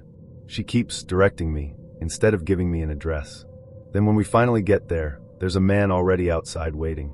With a weapon. And she doesn't get out of the car. I don't know what the plan was. I don't want to know what the plan was. But my spirit knew it wasn't, just say hi to my brother. And this is why I'm done being nice. Because I'm the type of person who will feel bad and say yes. I will. "Oh, you walked? You need a ride? Okay, I'll help." And that's exactly how people get set up. You think it's kindness. Meanwhile, somebody else thinks it's opportunity. From now on, no. I'm sorry. I'm actually not sorry. The answer is no. Can you drive me? No. It's not far. No. My phone died. No. I just need a quick favor. No. You can call an Uber, a Lyft, a cab, a cousin, your God. You cannot call me. And if you ever do get soft and say yes, the second something feels off, I don't care how awkward it is, turn around. Turn around. Because listen, I almost talked myself into "It's fine, don't be rude." My body was screaming, "This is weird." And my brain tried to be polite. Polite will get you killed. So yeah, lesson learned. I'll pray for you, but I am not driving you. So this is why I do not let work people get comfortable with me, and why family-owned business is not the green flag y'all think it is. A while back I worked for this small company. Like literally husband and wife owned. Not a franchise. Not a chain. Just their little empire. The wife basically ran the office. She was the office manager / dispatcher / I know everything that's happening at all times. The husband was in and out. Sometimes he'd be in the shop. Sometimes he'd be out riding with the techs, doing field work. It was we do everything ourselves. Very mom and pop except with yelling. My job was customer service. Answer phones, talk to customers, log issues, send out technicians. You know, the middle person. The translator. The one who gets screamed at from both directions and gets paid the least. That was me. Now, the important thing to know is the environment in that office was tense. I don't mean, some personality clashes. I mean, you could feel the marriage problems in the air like humidity. They were always low-key arguing. You'd hear it through the door. You'd hear her muttering about how he doesn't listen. And you'd hear him slamming something in the back because she disrespected him in front of employees. It was like working at the reunion episode of a reality show. I minded my business. I did not comment. I was like, that's between y'all and Jesus, not me. Cool. So one day, this older woman calls in. She's having an issue with her system. I'm not going to say what kind of system because privacy, but just know it wasn't something I could fix over the phone. I tried. I really did. I walked her through a couple steps, had her try this, try that, unplug, replug, reset. Nothing. She said, "One of your guys came out already. He said he'd come back because it's still not working, and he never came back." So I'm like, alright, that's a problem. Because first of all, that makes us look bad. Second, she sounds like somebody's grandma. She doesn't sound like she's trying to scam a free visit. She sounds genuinely frustrated, and low-key scared she's gonna be without the service she needs. So I ask her, what tech was it? She says his name. We'll call him John. So I hang up and I call John. At this point, John is out in the truck with the husband, like they're together on jobs that day. So I get John on the phone and I'm like, "Hey, did you tell Ms. Customer you were coming back and just forget? Can you please go back over there and fix it?" She's calling again. He goes, "Oh shoot, I completely forgot. Yeah, we'll swing by there now. Problem solved. Right? Easy. That's literally my job. Customer had a problem. I connected tech to problem. They're going to fix it. Everyone wins." I go back to my little desk, thinking absolutely nothing of it. Meanwhile, and I didn't know this part yet, at some point between my call and them actually going to the lady's house, the wife calls John too. She's like, "Hey, I need you to go do other job in other location." And John tells her, "Well, I gotta stop by customer I called about first because she called me and reminded me and we're on the way there now." He says my name, innocently, because I called him, because that's my literal position. And apparently that set something off in her. Like something switched in her brain from employee relate a message to this girl thinks she runs my shop. So maybe 30-40 minutes later, I get called to the back. And not like, "Hey, can you come here a sec?" Cute. It's come to the office. Door closed. Tone different. Stomach drop. I walk in, and it's the wife sitting behind the desk like a principal. She's got that tight face. And she hits me with, "I didn't know you had permission to direct technicians." I said, "What?" She said, "I didn't know you were in charge of dispatching now. I didn't know you were the one telling them where to go." And I'm standing there in my little polo like, "Ma'am, that's literally the job you hired me for." Like I said, my role is, customer calls me, I call the tech goes where the problem is. I didn't rear out a truck for fun. I didn't send him to Florida. I asked him to go back and fix something he forgot to fix. That's customer service, not a coup d'etat. But she is not trying to hear logic. She is in full attitude. She goes, "Next time, you clear it with me first. You don't send anybody anywhere without going through me. That's not professional. You don't make me look stupid in front of my husband and my techs." And I'm like, "I wasn't trying to make you look like anything. The customer said he promised to come back. He said he forgot. He said he'd go. That's all that happened." And she says, and I'll never forget this, she says, "That's not what I was told." So now I'm confused. Because what were you told? What did John say between my call and your call? I didn't say anything wild. I didn't try to boss anybody. I literally said, "Hey, can you go back? She's upset." That's it. I go back to my desk after that little talk feeling weird. Like the air is different now. You know that feeling when you know someone has decided they don't like you anymore? That. And then it gets disgusting. One of the other girls in the office, not even on some messy stuff, just being real with me, pulls me aside later and goes, "Hey, just so you know, she's saying you're getting too close with her husband." I said, "I'm sorry?" She said, "Yeah. She's telling people you're being inappropriate with him. She called you disrespectful, said you're always talking to him, trying to make her look bad in front of him. She told me you're acting like you're sleeping with him." When I tell you I almost blacked out, ma'am, first of all, your husband is old. Second, your husband is not even in the office half the time. Third, I literally avoid talking to him because every time y'all are in the same room, the tension is so thick I feel like I need safety goggles. I have never flirted with this man in my life. I don't even want your man. I barely want my own on a good day. Be serious. And that right there, that was my line. Because it wasn't just "you overstepped at work." It immediately became, "You're sleeping with my husband." Which, by the way, is not a small accusation in a tiny, gossipy, family-run business. That kind of rumor doesn't stay in the back office. That kind of rumor follows you. That kind of rumor becomes your whole personality in that place. And the worst part, I didn't even do anything wild. I did my job and treated a customer like a human being and told a man to fix what he promised he'd fix. That was enough for her to flip me into the problem. And I knew exactly what it really was. It was never about the egg boiler call or don't send texts without me. It was about the fact that her husband, in that moment, agreed with me. She tried to get me in trouble with him, and instead of backing her and saying, "Yeah, babe, that girl shouldn't have called John," he probably said something like, "Nah, she did the right thing. The customer needed it." And that, to someone already insecure, already angry at him, already thinking every woman is a threat, that felt like betrayal.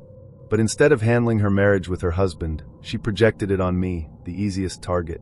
The employee. The girl who needs the check.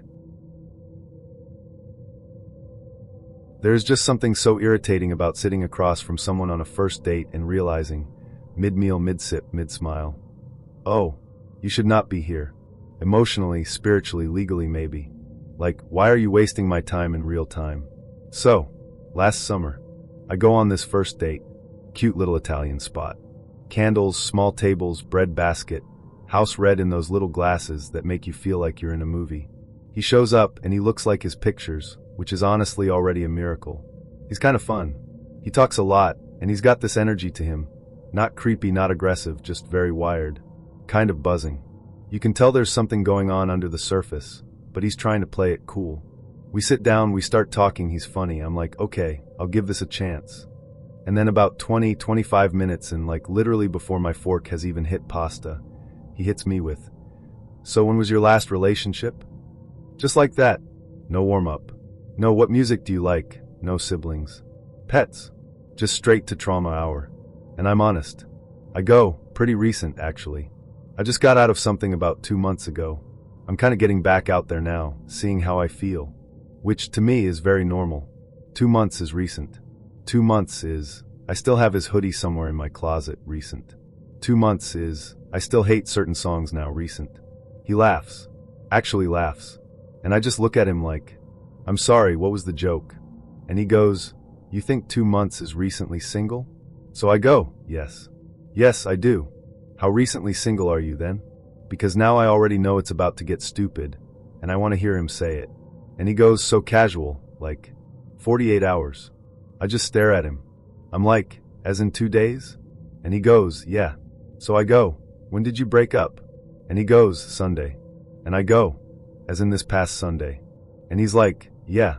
Reminder, this conversation is on a Tuesday. So now I'm sitting across from this man, who is on a date with me 2 days after a breakup, and he's acting like I'm the weird one for thinking that's insane. So I tell him, "Okay, well, I don't think we're looking for the same thing." And he looks legitimately confused. Like I just told him I was moving to Mars. He goes, "What do you mean?" "I'm totally over it."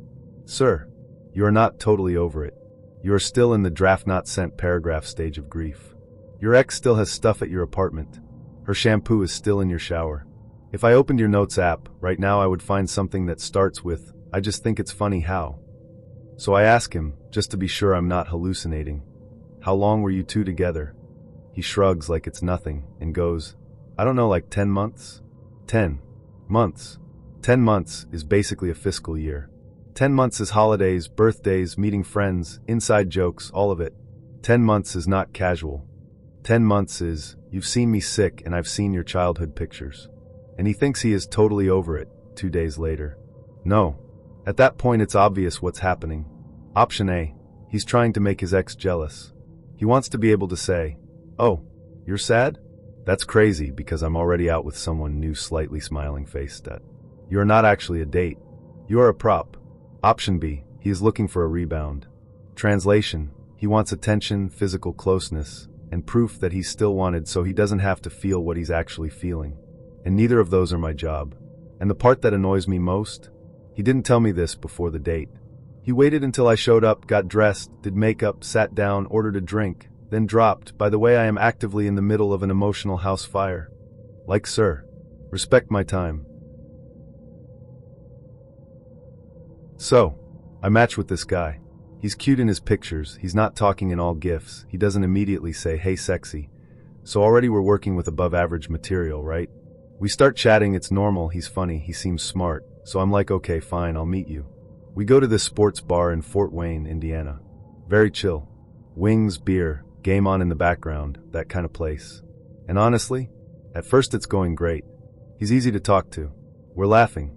I'm thinking, okay, wow, this might actually be a good one. Maybe I won't have to block this one by Thursday. So after a while, he's like, "Do you want to come back to my place and keep hanging out?" And since nothing has felt weird yet, I say sure. We go back to his place, and it still feels fine. We're sitting, talking, vibing. Then his phone rings. He looks at the caller ID and gets real serious. He's like, "Hold on, it's my brother." And he steps into the other room. Now at first I'm not thinking anything of it. I'm scrolling, I'm just sitting there, I'm normal.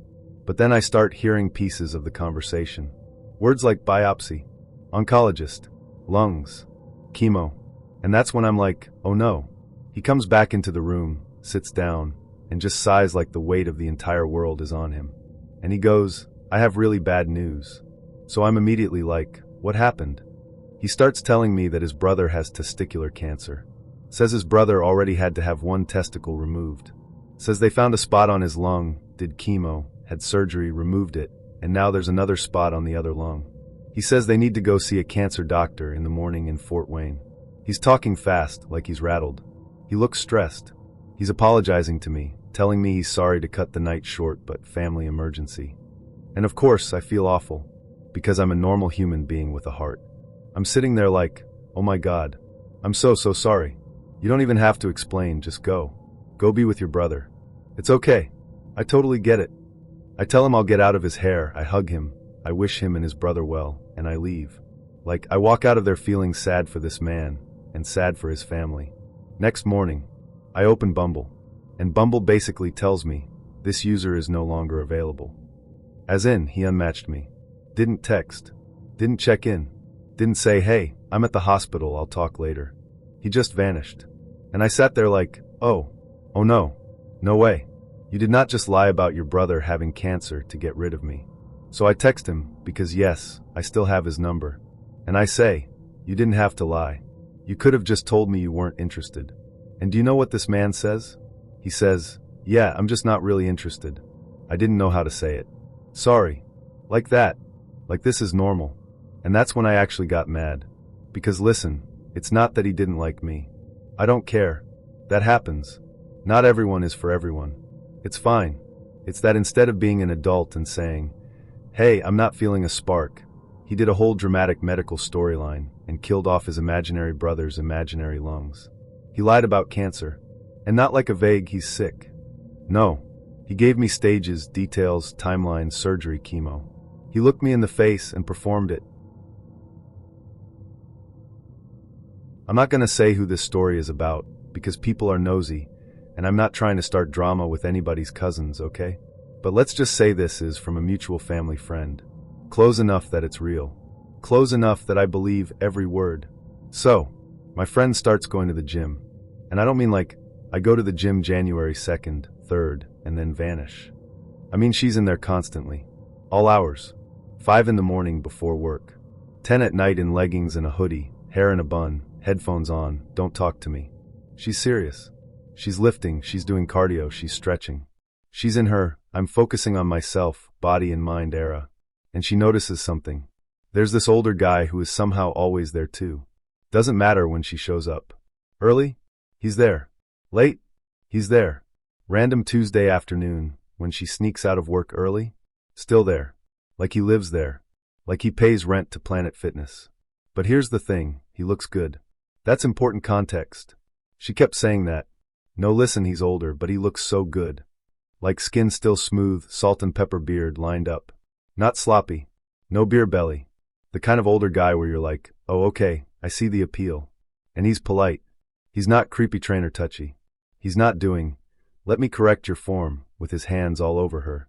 He approaches her like a gentleman, makes her laugh, actually listens, gives I'm stable, I'm mature, I take care of myself energy. So when he starts flirting, she lets it happen. They talk. They text. They go out. Coffee, smoothie bowls, a couple casual dates. Nothing serious yet, but consistent. He's attentive. He calls. He compliments her. He acts like he's really into her. And I'm telling you, she is into him back at this point. Now here's where it changes. After like a few weeks, once they're a little more physical, he starts pushing to come over to her apartment. Not, can I see you again? Not, let's get dinner. It's, when can I come to your place? Why don't we just hang out at your place tonight? It'll be more comfortable at your place. very focused on her apartment, very urgent about being in her space. And she's like, she's not super comfortable with that. She doesn't really like men in her apartment like that, especially this early, and she tells him, "No, let's go to your place." And the second she says that, he has a story ready. He hits her with, "Oh, yeah, I actually live with my mom. She's 91. I take care of her. She's fragile, she goes to bed early, and I just don't really want to bring anybody over and disturb her." Now, that sounds sweet. And that is on purpose. Because when a man tells you, "I take care of my elderly mother," what do you hear? Provider, caregiver, responsible, loyal. I'm a good man. He knows that. So at first she's like, that's actually so nice. But also her gut is not matching them. Something is still off. Something in her stomach is like, no. So she stands on it. She keeps saying no. "We're not going to my place. We can go to yours. If we can't do that, we're not hanging out tonight." And after enough of that, he finally caves. He's like, "Okay, fine, we'll go to my place. Just don't judge, it's kind of under construction right now." Under construction. Cool. So they drive over. And she told me the second they pulled up, her brain went, absolutely not. First red flag, the house looks rough. I'm talking paint peeling, porch leaning, grass not cut, random junk in the yard. There's a rusted out old Cadillac just sitting there like lawn decor. This is not, "I take care of my elderly mother in our nice quiet home." This is a situation. Second red flag, before they even walk in the door, she can smell food cooking and hear voices. Multiple voices. Not TV. People. She's already like, "Wait, I thought your 91-year-old mom lived alone, and you're just there helping her." They walk inside, and it is chaos. There are several people in this house. Shoes everywhere. Bags everywhere. One dude literally at the stove making food like it's his kitchen. This is not his mom's place. This is a crowded shared house. And then it hits her. He doesn't live with his mother. He lives in his mother's house.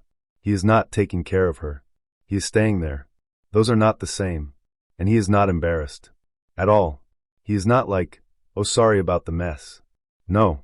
He immediately tries to pull her in close, kiss her, get handsy like he's about to hook up with her right there. In the living room.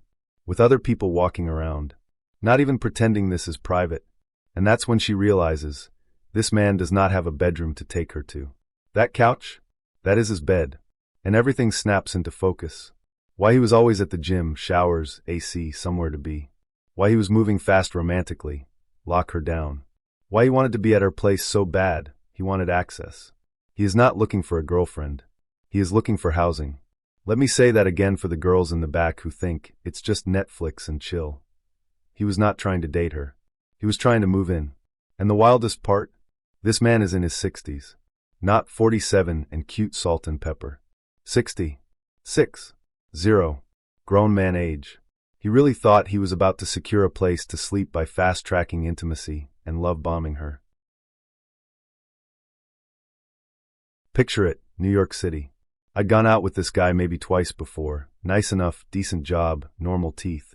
So when he asked if I wanted to come by his apartment after dinner for a glass of wine before heading home, I said sure. I lived in Brooklyn, he lived in Manhattan, so I figured what could go wrong. I walk in, and immediately I knew. The kitchen sink wasn't just full of dishes, it was overflowing. The dishes had colonized the counter, migrated to the stove, and were breeding. Pots, pans, cups, stuff growing life forms. You couldn't even see the sink anymore. I tried to stay cool, sat down on the couch, and he's like, "I'll get us some wine." I quickly said, "You got any plastic cups?" Because there was no way my lips were touching anything that came from that biohazard of a kitchen. So we're sipping, talking, I'm politely trying not to breathe too deep, and then I have to pee. I open his bathroom door and, oh my God, the toilet looked like it hadn't been cleaned since the Bush administration. Black buildup, brown streaks, smells that could end civilizations. I stood there frozen, panicking, before spotting cleaning supplies under the sink. So yes, on my third date, I cleaned a man's toilet just so I could use it. He knocks, opens the door, sees me scrubbing, and goes, "Oh, you didn't have to do that. I've got the stuff to clean it." Sir, having the stuff isn't the same as using it. I left immediately, took a taxi back to Brooklyn, and never spoke to him again.